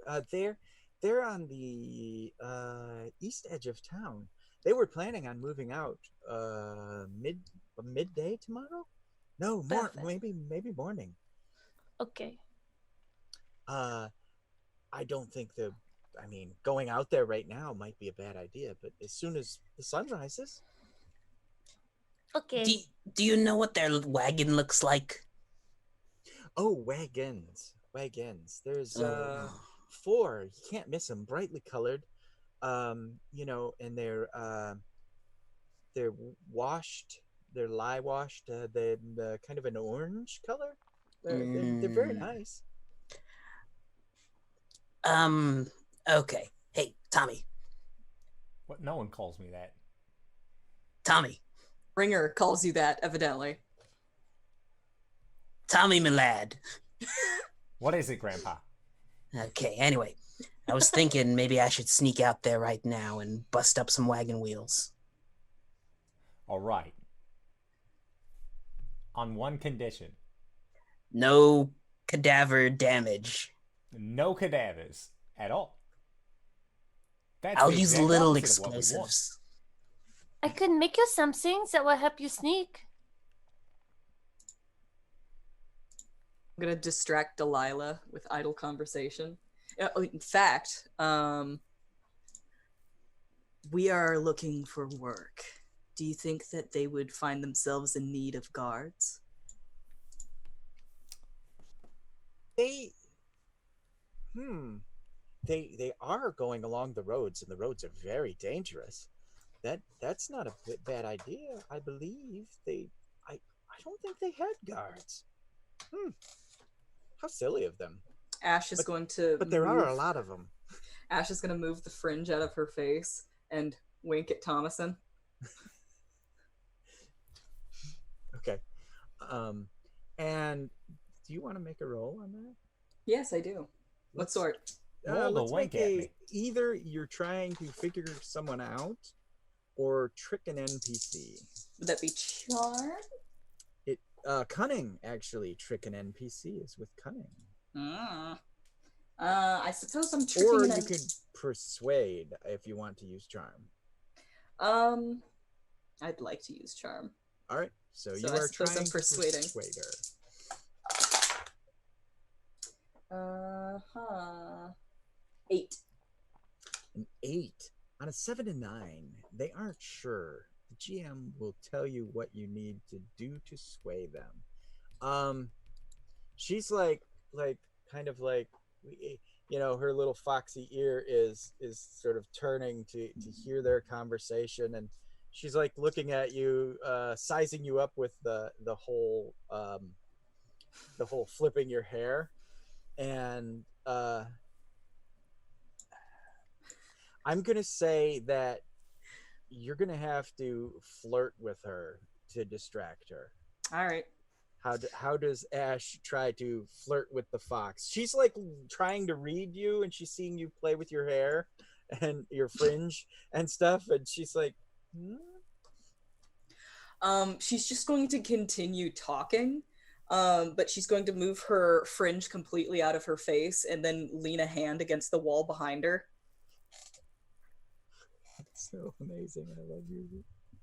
That's just so like goth, like, and so guy that it's just I applaud. All right, yeah. So she's like sizes you up, and it's like, oh, you're tall. She doesn't say it, but as the audience are hearing, like, oh, Ash is a woman, right? Mm-hmm. Oh, she's tall, is what we hear in her head. And so you guys continue without letting her in on any shenanigans. Ringer, are you going to, I'm going to move us a little more quickly. Ringer, you're going to do some skullduggery, are you? Yeah, he's going to throw off his cloak, and you see that underneath it is a bulging backpack. He's not really hunchback. He shrugs that off and digs around in it, and he pulls out a coyote skull, and he attaches to the bottom of his face and the top of his face. He has a danger mask. Yes. So it All obscures his identity, and it gives him +1 to trust fate rolls. All right. So to get to get past the patrols and get into the beaver camp without notice, you're going to have to attempt some roguish feats. I'm going to. Okay, so I'll do a sneak. So Okay. that's Phineas. Just +1. 9. Okay. You have to pick 2 then. Pick 2. So I'll say that I'll use up some resources for the attempt, and I don't have a clear path of escape. Okay. So you're coming in, and basically you get past those cats and their dog lackeys. You've done that a billion times. The beavers, however, are a little more jumpy, and their watchmen, their night patrolmen, all have crossbows, and they're a little scared, and they're like jumping at every crack in whatever in the woods, and you manage to like take some acorns or whatever and huck them off so that a couple of them walk away. So you get in just fine. Now, would you like to wreck shit? Yeah. All right. When you wreck something, roll with might.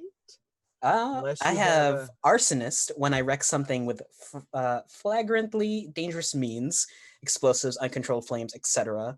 Roll with luck instead of might.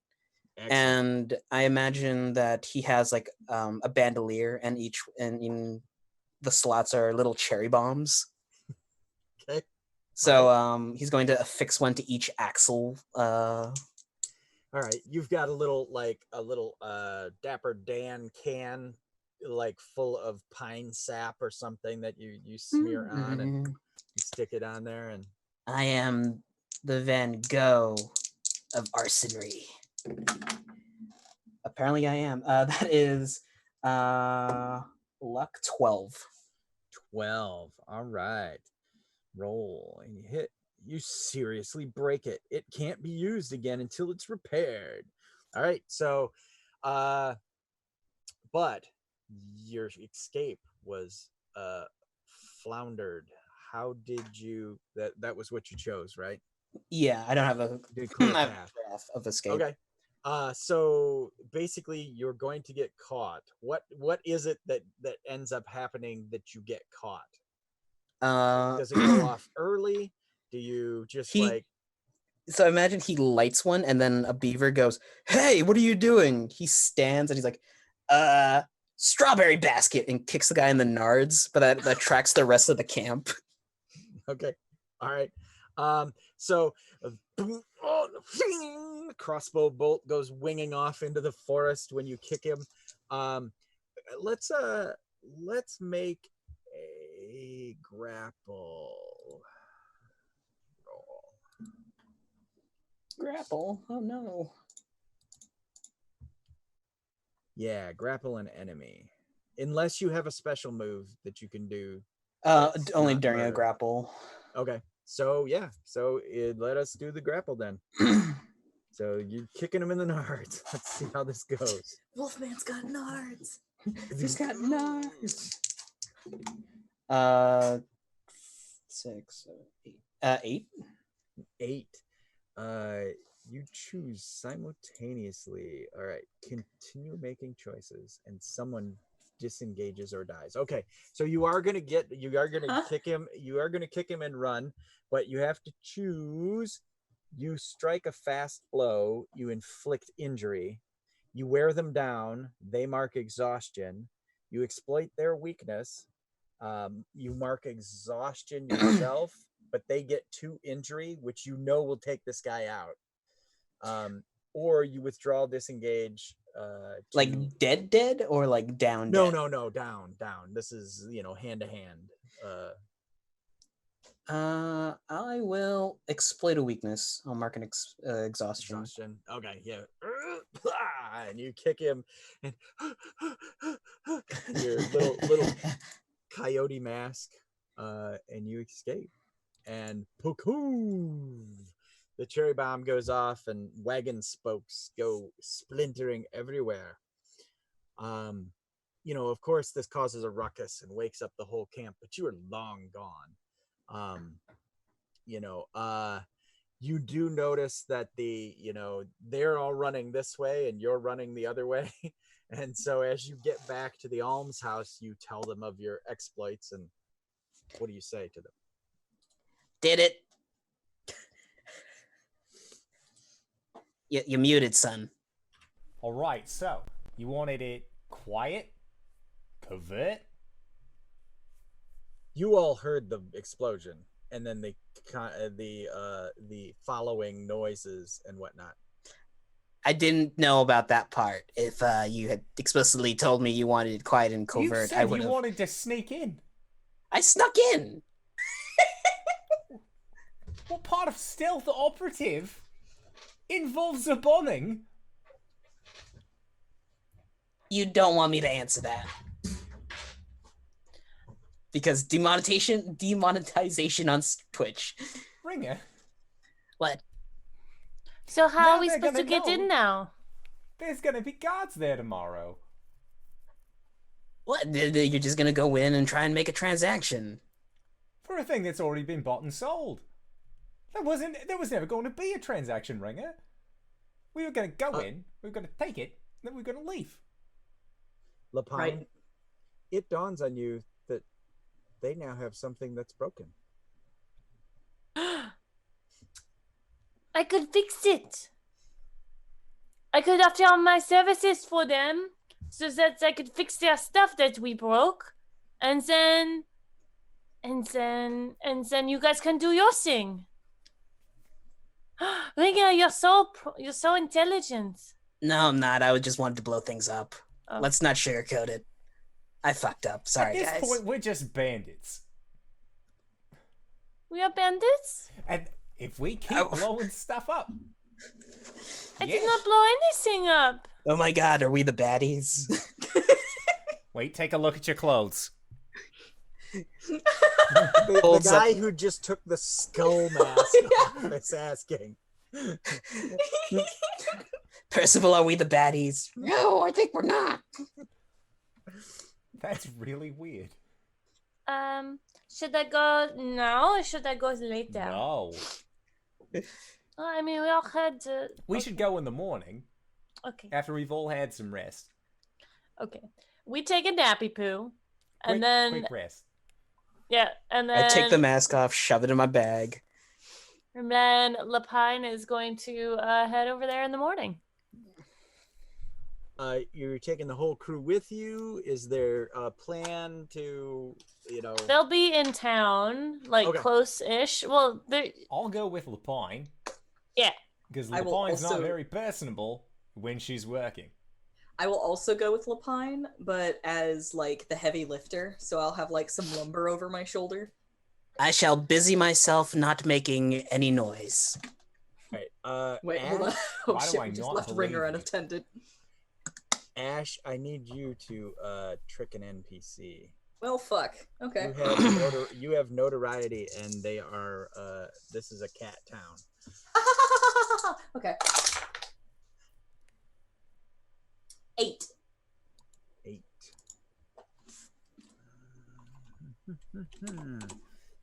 I have to choose one. Yep, choose one. So you basically the guards are they're like pretty sure that doesn't that bird's really that's a big bird. Hey, rude. So how do you do it? Which one do you choose?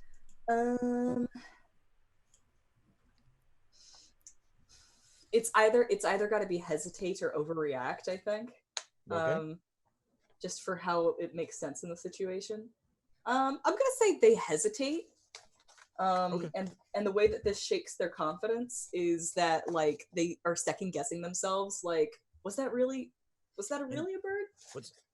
Isn't there like a little one with a coyote skull or something? Probably.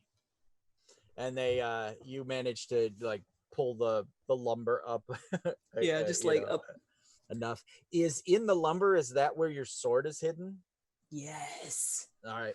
Okay. So you've got this stack of lumber, and then you've got the great sword tucked in there. Okay. So what are you're going, Thomason and Ringer? You're scooting around the outside, or just laying low? He's laying low. He's actually Okay. doing what he's being told. All right. Probably Okay. at like a bar, quietly sipping some cordial. All right. Okay. You get there, Lapine. You see the beavers, and they're like wringing their hands. And what are we gonna do? I don't know. What are we gonna do? We got to do something. Bonjour. Greetings, Hello. beavers. Hello. What can we do for you? I have heard in the town that you had a bit of trouble with your something. There was a large explosion. Yes, some young, some. Well, You were the target of a racially based attack, and we will not stand for it as members of the town. Yeah. that makes sense. Yeah. They all start to like nod and. I would like to help you. I am a bit of a tinkerer. I can fix things if you need something fixed. Oh, our wagon is the individual destroyed the whole. We need a Wainwright. What a terrible person. I agree. And then they're all kind of like nodding. Yeah. Well, I could try to fix it. I have built many things before. Could I take a look at it? Yes, but we only have a couple coin. Oh, you do not have to pay me. You have been assaulted by someone. They all like get squinty and like look at each other. Or if you'd like, you could pay me with some treats, like maybe some sweets. That works. That's great. That's a good call. Yeah, sure. She just gets like this sometimes. Very I'd much to like raises up the leg and ding ding. Made this for me free pro bono. No bones. Oh, No, and there are you're- no bones in your legs. That was the Not this problem. one. And you're her partners and stuff. We are Associate. married.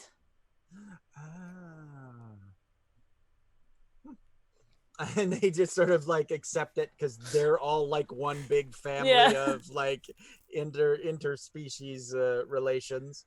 And then this is my muscle. What's up? The little hands wave, like all of them kind of in unison. Mhm. And Well, lead the way. right this way. And they, their tail kind of excitedly swinging, and they show you the wheel has been blown out. I'm going to need more wood for this. Alright, I'm going to get to work. I start yeah. hauling lumber. We'll get you those treats. Thank you. We'll even get some for your friends. Thank you. And ma, and he turns away to go and obviously make someone make some donuts or something for you. Yeah. So she'll be working on fixing stuff. I will stick around until the treats come, and then I will eat more than my fill. All right. Have to indulge a little bit. Are you gonna eat Lapine's treats? So- No. So I'm going to be like hauling lumber back and forth, and Thomason's just like stuffing his gob with like donuts and stuff. At some point, I'm going to like accidentally like bump him with some lumber, and then like give him like a really pointed look, and then like look towards the area that he's supposed to be searching for the book. Because I had to indulge and drink food and or gambling during this time. Of So course. did you end up stealing the Pine's treats? No, I left one. All right. He did that thing where you like slice the cake and then like take the whole cake and leave one slice. That's sharing. From the borough I'm from, that's sharing. Okay, so Oh my god. Knights in the courtyard. So then Thomason will find if there is a beaver who looks like they are more authoritative. Like, are any of them wearing a fancier hat than any of these others? Definitely the guy you were talking to has a big, it to us out on the outside, it is like a big beaver skin cap, but it's not a cannibalistic situation. It's just, it's not like they skinned their brethren and put them on their heads. It's some other animal, but the same kind of big round, kind of almost Russian like hat. All right. It's raccoon. I'll go and talk to them. Okay. Do you know why anybody would be targeting your cards? Clearly, this was some kind of racially provoked assault on you and your people. I agree with that statement. Well, there was a crazy owl in the last town, but that was a day or more away. That sounds like it would be way too far to have any influence as to what's going on. What was this owl interested in? Oh, a book we've already sold. I kept telling him. If you've already sold it, he should understand.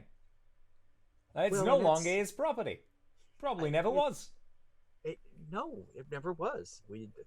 We try to be honest. You know what? I also try and be as honest as possible.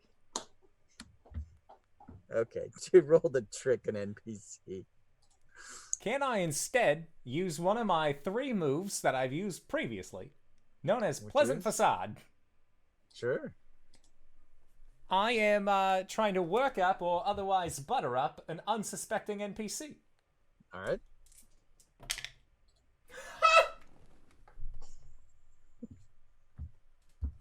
Snake eyes? Oh. Wait, no, with charm, that's a 5. Okay. It's still bad. Still a fail. Does that move have a specific thing for fails? Wait. So previously I got a hold 2. Yes. So do I still have one of those? Because it's spend hold 1 for 1 to deflect their suspicion. Right, but that was a totally different person, another scene, and another day. So. Yeah, on a miss, my attempts at flattery are suspicious, and they're going to keep an eye on me. Okay. Well, how about you go help your friend some more, and maybe, Ma, and we'll bring you some beverages, and I am parched, but I do have rightfully sticky fingers after eating all those sweets. You have somewhere I could wash these off? Yeah, follow me. And he takes you around the back of one of the wagons, and they have like a washboard. It's somewhere where they do dishes and clean up and that kind of thing. Can I keep my eye out for anywhere where a book might be? Yeah. So we're going to say it's not the wagon that Ringer exploded. It's just a different wagon, so that it's not like, oh look, the focus is not there. So yeah, you figure that next wagon, you're like at the back of the line on the wash wagon. You figure the next wagon up is probably where the good stuff is. The reason you figure that is because there's 2 of the beavers standing there with their crossbows looking bored. What's the deal with them? Well, they're guarding our merchandise. That makes sense. They seem pretty tough. sometimes it's war, so a lot of times we get to get a patrol to go with us from one town to the next. But in this day, with and he almost says like rabble or vagabonds. You could say It starts. Bandits. It does start to come out of his mouth like there's a lot of untrustworthy folks, and the whole revolt to the north of the river. That's got well. Trade is Absolutely not gruesome. good. Trade used to be better under the Empire. I'm just saying. There was peace. There was peace. For 1,000 years, us merchants could do what we needed to do. I am on your side on this one. But if you would like, I do know a couple fine folk who are in need of work. Perhaps you're in need of protection. Well, my bird friend over there is right strong. Okay, and your companion's handy. Which direction are you headed? Whatever direction wind takes us. Well, we're headed south to Underleaf. Imagine that, so are we. Okay. Well, the rumor has it, and he leans in conspiratorially. Rumor has it that the Eerie still controls Underleaf, so of course the cats won't take us there, and so, Cats. it's kind of a lot of attention betwixt all the, it was just better in the old days. I believe you. Cats? Who needs them? Makes a dismissive motion with his hand. Okay. Lapine, unless you want to make a roll for it, I'm going to say you do a bang-up job Cool. and can clear, if it helps you in any way, you may clear exhaustion or decay or whatever. Cool. And so you go and pick up Ringer and move along, or how do you then join Yeah, I think the caravan? plan moving forward will be did they said it's already sold, meaning they already got rid of it? No, it means It's somebody been paid for, has- they have to deliver. Okay. Yeah, they are just delivering it at this point. All right, cool. I think our plan moving forward will just be like travel with them, gain their trust, wait until they're vulnerable, seal the book, and book it. Excellent. It's Okay. a perfect plan. All right. So as you head towards, as the day starts to move on towards lunchtime, you have gathered up and are riding along with the beaver merchants, and they things are going well. You don't have to do any exhaustion or whatever, because you're all able to ride on like the buckboards or fronts of the seats of the wagons. And are you split up on wagons apiece, or are you lumped together, or how do you try to distribute yourselves amongst the wagons? Split, because it's like a guard situation, so 2 and 2. Okay. Who is on the valuables wagon? I think Lapine would be, because she might start talking about like all of her wares and the things she makes. Okay. And I'll who's be on with the her? cart adjacent. Okay. Nearish. All right. So Ash or Ringer with Lapine? You're muted. You're muted. I know. I know. She's working on it. She's working on it. Sorry. Yeah, I'm with Lapine. Okay. I'll go with Thomason then. Okay. The journey seems to be going well. If someone would give me a read a tense situation. Who hasn't rolled in a while? Ash. All right, Ash. With I think- cunning. I think Ash should be the one looking out for this sort of thing anyway. Okay. 10. Awesome. Ask 3 off of read a tense situation. Okay.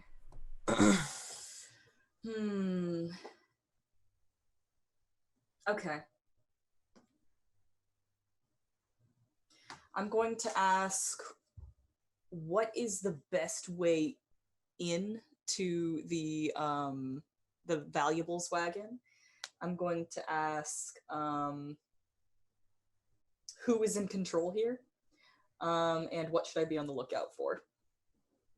So the best way to get into that the valuables wagon would be to disrupt the front wagon with another like explosion or something similar. Okay. I know a guy. Yeah. And then what was the next one you wanted? Who is in control here? Yeah. You already know that. I'm gonna switch that for you. I'm Okay. gonna say what you see is Ash notices there's birds circling. Okay. I guess that would be what should I be on the lookout for? Okay. Or that might be who or what is the biggest threat. And tell you what, then I will tell you that you notice they're all in black. They're not wearing any insignias. They're not not flying any samurai banners or anything to streaming behind them, so it's not one of the noble houses or anything. Okay. I'm going to flag down Ringer and tell him to make a distraction. There's a shit-eating grin on his face as he slowly slips off a cart. And then I'm going to nudge both Lapine and Thomason and just point up at those circling birds. Lapine? Lapine, I'm sorry. It's Lapine now. No,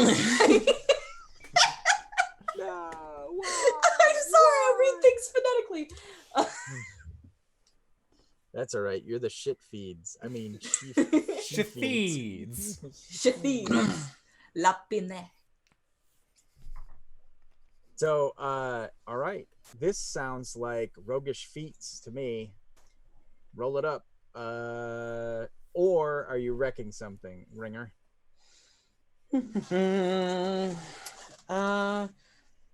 So when I get advancements, I pick up a roguish feat, correct? I believe so. Cool. I have blindside as one of my roguish feats now. Okay. So could I sneak off into the forest to basically jury rig my crossbow with a cherry bomb on the end to fire up into the air? Sure. And then slip back.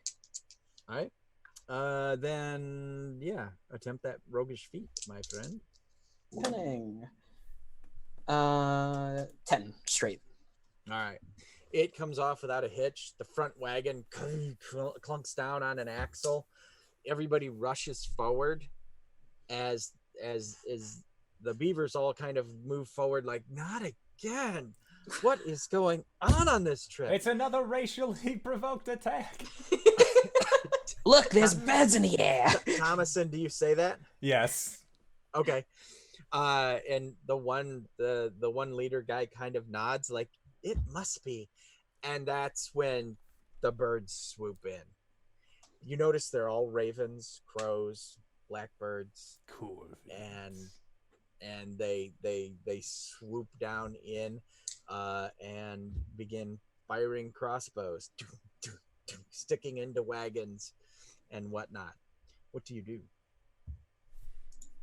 Well, I'm gonna make a break for it. I'm going to assume that this cart of valuables is locked. It's more like a covered wagon situation. So it doesn't have a door. It just has a flap. Okay, But cool. I'm gonna do this anyway because it's cool. Okay. I'm gonna use crash and smash to smash my way through scenery to reach someone or something. All right. Then what we're gonna say is these are gypsy wagons, and I didn't want to be racially insensitive and make them gypsies, but that's what I wanted to do in the first place. So we're just gonna, the wagons are gypsy wagons. They're These are traveling folk. Vistani wagons. Vistani wagons. That's right. I'm gonna try and smash in to the valuables wagon. Okay. And I roll with might to do so, and I roll an 11.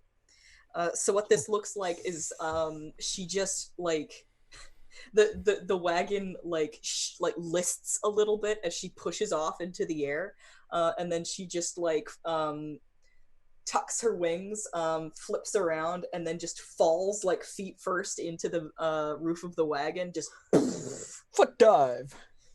Nice. All right. It smashes through.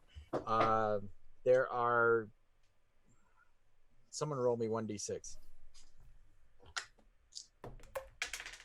That dice is gone forever. 4. 4. There are 4 trunks in here that all appear to be locked.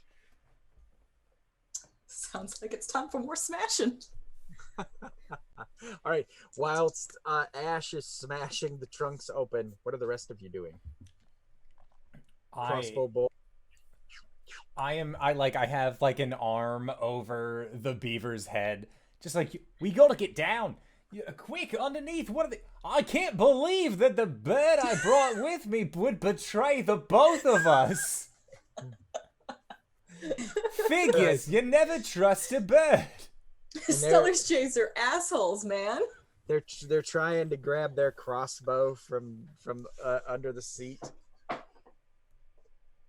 Don't worry, I'll go after the Stellar's Jay. I can see if I can talk some sense into them. You, your family, women and children, all of you, hide, get under cover. Okay. Lapine is going to she knows how these wagons are built because she just worked on one of them. I'm gonna use my jury wig move to see if I can jury rig it so that like I hit it in a certain spot, or like I undo one bolt and it just kind of pops up so that everyone can get under cover. Nice. All right. Yeah. Cunning. That's a 7. All right. And... On a miss, the device works, but it has an unintended side effect that the GM will reveal to you when it's in use. All right. So that's that you didn't miss technically. You got a 7 and 9. It says on a 10 plus choose one, and then it says on a miss. Oh, okay. So interesting. So it's 10 plus or nothing. I guess. Right. Yep. Okay. So yeah, you kick at. And, oh, I'm sorry. On a hit, you create a device. It's out of order. That's sorry. Oh, okay. On a hit, you create the device that serves a purpose, and then it breaks. On a 10 plus, then choose this, and then on a miss. That doesn't make any sense to me. Why you don't write things like that? Yeah, you basically like kick one of the beasts of burden in a way that they turn sideways, and it wrenches the wagon over, and you shout your warning, and the beavers start gathering around this one wagon, and they're like poink, firing off crossbow bolts at the attacking corvids. And now I'm building a tiny trebuchet. All right. Ringer, what are you doing? As Lapine is building a tiny trebuchet, I am making ammo for said trebuchet.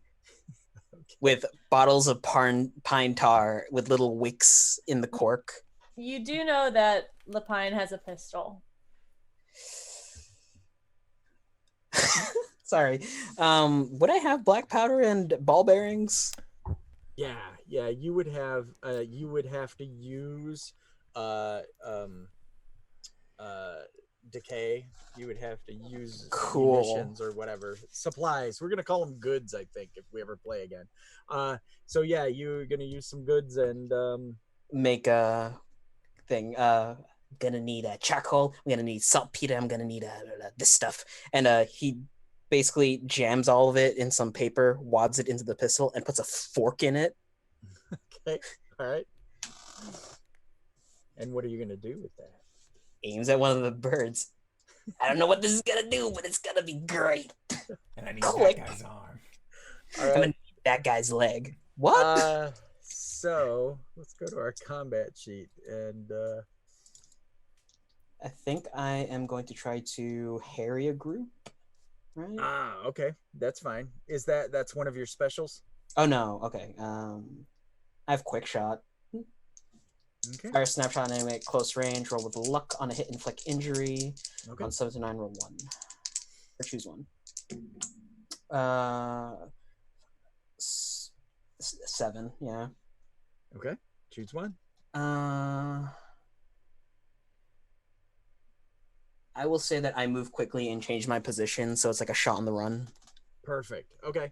And your intent was to keep the birds in the air. To keep the birds in the air, and I'm just gonna keep making my way towards the valuable cart to see what they're doing. Okay. Just imagine that you take aim with the firing mechanism. You shoot, but it's not you shoot while running. It's you shoot and it just fucking rockets you back.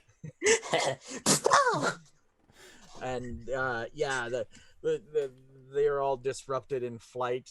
And I don't know how they're firing crossbows and flying, but cartoon reality. With their bird feet. With their bird, yes, obviously. So Ash, you're breaking stuff open. Yeah, I am. You want to make another smash roll there real quick, and then Yes. we'll go from there. I can crash and smash, but I also have a special move with my sword Mhm. where I can cleave and basically do the same thing. Okay. But it I smash through their defenses and equipment, inflicting decay. Okay. So Perfect. what I'm hoping to do is just go through all of break open every chest at once Sure. by I don't know, doing like a Whirlwind spin. Legend of Zelda whirling Nice. spin thing. That's gonna be another 11. Oh, awesome. Yeah. You go winging the gigantic blade around, and it's ting, ting, ting, ting. All the chains that were holding these chests closed spark and fly open. They're open. Cool. Start flipping lids. Ringer, you hop in there. Or wait, Thomason, were you going? You were there. Yeah. Yeah. So Well, I you was get in definitely there. going to try and look for a book. Yeah, you get in there. She has just slashed all the chain off. And what do you do? Oh, my old companion, the Stella's J, and looking or to Up out of see, the thing. yeah, to see if the beaver's still looking at me or if he actually did run off. Oh no, they're all firing crossbows and All distracted. right, so if Can Can I that's the just case, grab him by the shirt and yank him in? I want to. I have both pickpocket and sleight of hand Okay. as some of my mocked feats. So can that be quickly? Mm-hmm. Oh you boy. you find it. It's like a medieval Bible. It's probably 8 inches thick and probably 2 foot by 1.5 feet. It's Oh. massive. This is Is there a bag that's also in here? Yeah, there's All right, gotta he's be. gonna grab the bag, stuff the book in, and then just take small handfuls from each of the other treasure things and stuff them in the bag as well, over the Okay. shoulder, Okay. and then just Um, Oh, you're Yeah. saying. No. Oh. Yeah. Give me a roguery goodness to get the hell out of Dodge, whilst the distraction is going on. Okay, so roguery. Attempt roguish feats. All right. Well, I don't think I can use my pleasant facade. Hey, what do I add for that? Finesse. Oh, why did it have to be finesse? Yeah, for roguish feats, it's definitely finesse. Well, I rolled a 10, so that makes it a 9. All right. You don't have a clear path of escape. You use up some resources in the attempt. I'll mark an You leave exhaustion. evidence of your roguery behind. Pick 2. On a hit, you achieve your goal. On a 7 to 9, mark exhaustion or 1 risk of your feat comes to bear. GM's choice. So you said leave something of mine behind? Yeah, so it's I'm gonna say because we're at the end here. You have a clear path, so you use up some resources in the attempt. So mark decay. Okay. And then something is going to be left behind. Evidence of your roguery. What is it? I'd Maybe say a stellar that. J feather. Oh yeah, Okay. a stellar's Yeah. J feather for sure. Yeah, for Okay. sure. For sure. So I would like to, because we really are wrapping up here. Do you have Lapine? Do you have Harry a group or any other special moves? I have a weapon skill as Harry. Perfect. Let's try with the trebuchet full of cherry bombs. Cherry bomb. So do I roll for it? Yep, it's cunning. I am quite cunning. That's an 11. All right. What is my... I always have a partially made trebuchet in my backpack. That's right. It's a collapsible. Yeah. In my my huge massive packs. Can anyone read the bottom of the weapons move sheet? They suffer morale harm or they are pinned or blocked. Okay, I got it. Okay. So are you trying to chase them off or do you want to keep them at bay long enough for you and your buddies to escape? I want to chase him off. I don't know what's going on. She doesn't know things are happening. I'm gonna say you see Lapine, or you see Ash and Thomason leaping from one of the beavers' wagons and heading for the forest. I'm still gonna try and help these guys. He's got a big bag on his shoulder that probably has more than a book. Okay. I'm gonna harry the birds. Okay. And then Ringer, what are you doing? Once Ringer gets back to his feet, he notices Thomason and Ash making a break for it. Lapine fires her cherry bombs. He's gonna grab Lapine by the jump up, grab her by the arm, and start tugging her into the woods. Maybe toss a Molotov cocktail into the valuables wagon. God, why? No! Oh no! They died in the fire. No! We're wrapping up, right? I just went full yes. Glenn. I don't know if anyone heard that. It was nice. So I want to say that as the group is reconvening, and just kind of yay, we did it, breathing hard and, just kind of the exhilaration of getting away with yet another thing. They look around and realize that Ash isn't there because she stayed behind to help protect the beavers from the bandits. Nice. And that'll be using her sense of personal honor at great cost to herself or her allies and advance. All right. And Ringer, what was your final? Oh, he was chucking a Molotov into the valuables wagon. All right. Oh my god, if he lights a Molotov, Lapine is going to just smack it out of his hand. Oh, and then it drops on the floor and now we're both on fire. That's fine. Thomason's just fucking running with his logistics bag. So the forest next to the wagons are on fire.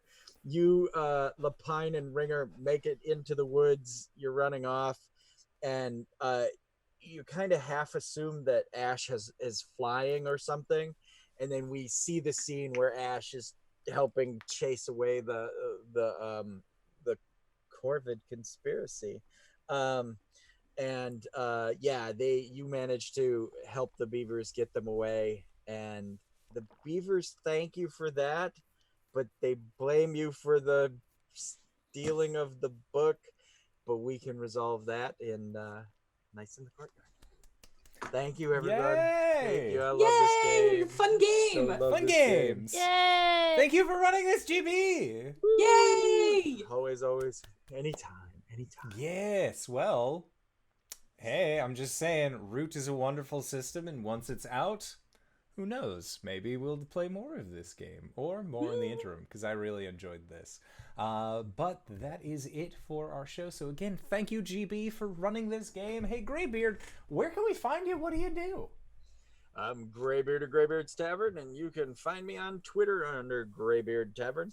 And my schedule is all in there. I will be back tomorrow night to play some Monster Noir with some of these fine folk. And, you know, it's that time of year. There may be leprechauns. Oh, fuck. Other than that, check my schedule. I got a lot going on.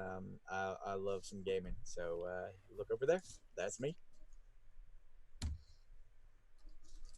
Hey everybody, I'm RJ here on the channel, but you can catch me at RJS282 on Twitter and Twitch, where I tweet about the nerdy things in my life and show off the best boy Calum on the Twitter. That's some good shit done by Triangle Art.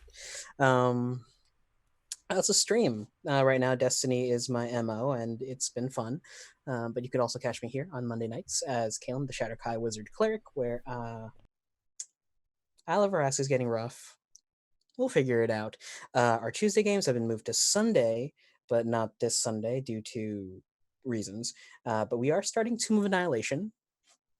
I'm playing a snaky boy. But you can catch me earlier on in the day on Sunday over at G Game Nights, where we are playing Pathfinder 2nd Edition, and I am a half-orc who is a little angry. A lot angry. Cool. I'm LB Hackemup. You can find me at LB Hackemup on the Twitters. I am posting a kitten every day this month. You can find my schedule there, and I always retweet the games I'm in. Tomorrow I'll be on Nerd Immersion's channel doing some fun stuff with Jordan with the PH and Ted and all the fun people there. DanaeKeener.com. And speaking of DanaeKeener.com, hi everybody, I'm Danae Keener. You can find me at DanaeKeener.com. I do nerdy drawings mostly related to D&D and a lot of things on this channel. You can find me here on Mondays playing as Coriander the Eldrin Paladin, on Sundays eventually when we finally get that game going, and sometimes on Wednesdays when we do Monster Noir, like this Wednesday, tomorrow. It's going to be great. And my luck is going to run out, I feel like. DanaeKeener.com. And if you've made it this far, you probably already know who I am. But if you don't, hey fella, what's up? It's me, your buddy, your pal, your friend, the Indoor Adventurer, the showrunner here at twitch.tv/Indoor Adventures. We do shows like this Monday. This, I think, was our last Tuesday game, and we're going to start switching over to Sundays when we can, when, you know, we're able to. And then Wednesdays, we have our Monster Noir game. As soon as GB said that there might be leprechauns tomorrow, I realized that my gold-hungry character might get into some shenanigans. What's the worst that could happen to Kane? I mean, really. And then Thursdays, we have our Ghosts of Saltmarsh campaign, which is actually in the final chapters of Ghosts of Saltmarsh. We have entered into Chapter 8, The Styes. Things are getting spicy. Other than that, I think that's it for our show week things. We usually do all these shows at 5:30 p.m. Pacific Standard Time, but we won't be able to do that for the Sunday games. But with the Sunday game, we'll let you know when those can happen and when you can find us there. It'll be a good time. But until then, I would like to once again say thank you to GB for running this wonderful game. Thank you to all of these players for joining me on these fantastic Tuesday evenings. And we will see all of you guys next time. All right, everybody. Bye-bye.